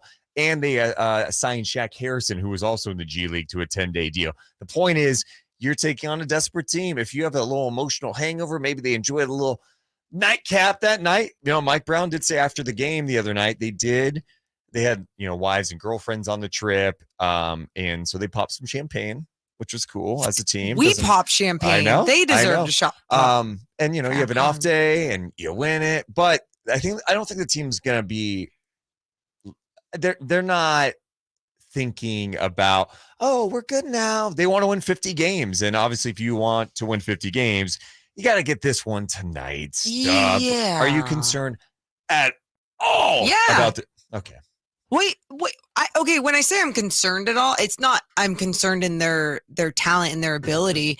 But you think they're going to win. You don't think they're going to lose. I do think they're going to win. But I think the concerning part just comes from like how it's so hard to come in with a different locked in mentality, but it's your job. So do it right. Yeah. I know Matthew Dellavedova isn't playing. So it's like, even if you're going down the line of point guards, are you playing PJ Dozier then, right? Like, are you going that route if that's your goal of how many minutes you want to play some of your starting guys? So hopefully the starters can do something different than they did last game and get it done from the start. I do want to shout out to the chat for correcting me because I read this wrong earlier. It's also the Kings clinch with a win and a Phoenix loss tonight. So that's my bad on that. Oh, my bad. I misread that. And that's a turnover. Look, see, I accept accountability for that. Huge mistake that you guys will never forgive me for, but I'm going to do what it takes to earn your trust back at this hour. By the way, the Suns are in action tonight. They play the Denver Nuggets. Katie tonight. back, right? Yeah. I want to see the latest injury report for him. Because even for him, it's like, are they doing minute restriction things? Are they? I don't know how you deal with that. Let's look at the injury report for the Kings. The only guys listed as out right now: Keon Ellis, Namias Queta, and Matthew Dellavedova will be out tonight for the Sacramento Kings. Scrolling down to see the injury report. Denver, Jamal Murray's questionable. Michael Porter questionable. KCP questionable. So they're a little banged up, and then the Suns don't have theirs listed, but yeah, it's a fair question. So, Morgan, are you amped up for WrestleMania this weekend at all? You know, we got 2 nights of WrestleMania tomorrow and Sunday. Isn't Nick going there? Nick is going there. When is he leaving? Today, right? Chris, is Nick leaving today for WrestleMania? Yeah, he's gone. Oh, he's already gone. He's off today. Yeah. Who's on with Rami? Jay. Nice. Oh, cool. Okay. Are you excited at all for Mania?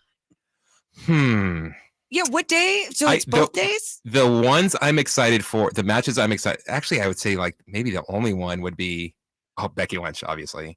But Dominic and Rey Mysterio. That'll be fun. Okay. Oh, Finn Balor and Edge. Rhea Ripley and Charlotte. Okay, there's a few of them. Austin Theory against Cena. No. You know, we watched an interview with John Cena the other day. He was on Whiskey Ginger with Andrew Santino. You watch that, you will appreciate John Cena. No. I appreciate John Cena. And I'll say this. I don't like John Cena the wrestler. That's fine. I don't like John Cena the person. I love John Cena the actor. Every movie he's in, I'm like, oh, it's going to be good. I love that there's such a dark side to him, but he really is so talented, but it's such a different type of talent. Like, I think sometimes people always want to compare him to The Rock, and he's nothing like The Rock. He's nothing like The Rock. Like, he is very much at times by the book, but has those moments, if you get to know him, that he's willing to cross some lines. Well, don't forget you got Brock against Omos. I already forgot. Brock is he will open the show and be home before the end of night 2 of Mania. Wait. Oh, yeah. Is Nick Cattles going to one of the worst WrestleManias of all time? No. Okay. That would be WrestleMania 9. This is what you think. I'm not because in you're it. not in it. I'm not in it. That's why I ask. I don't know.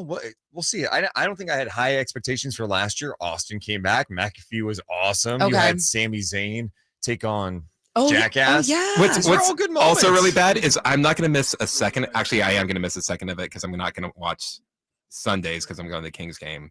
Okay. But I'm hoping that Jay White shows up at WWE. Yeah, I think he's going. I just want him to show up somewhere. Yeah. I don't even know who that is.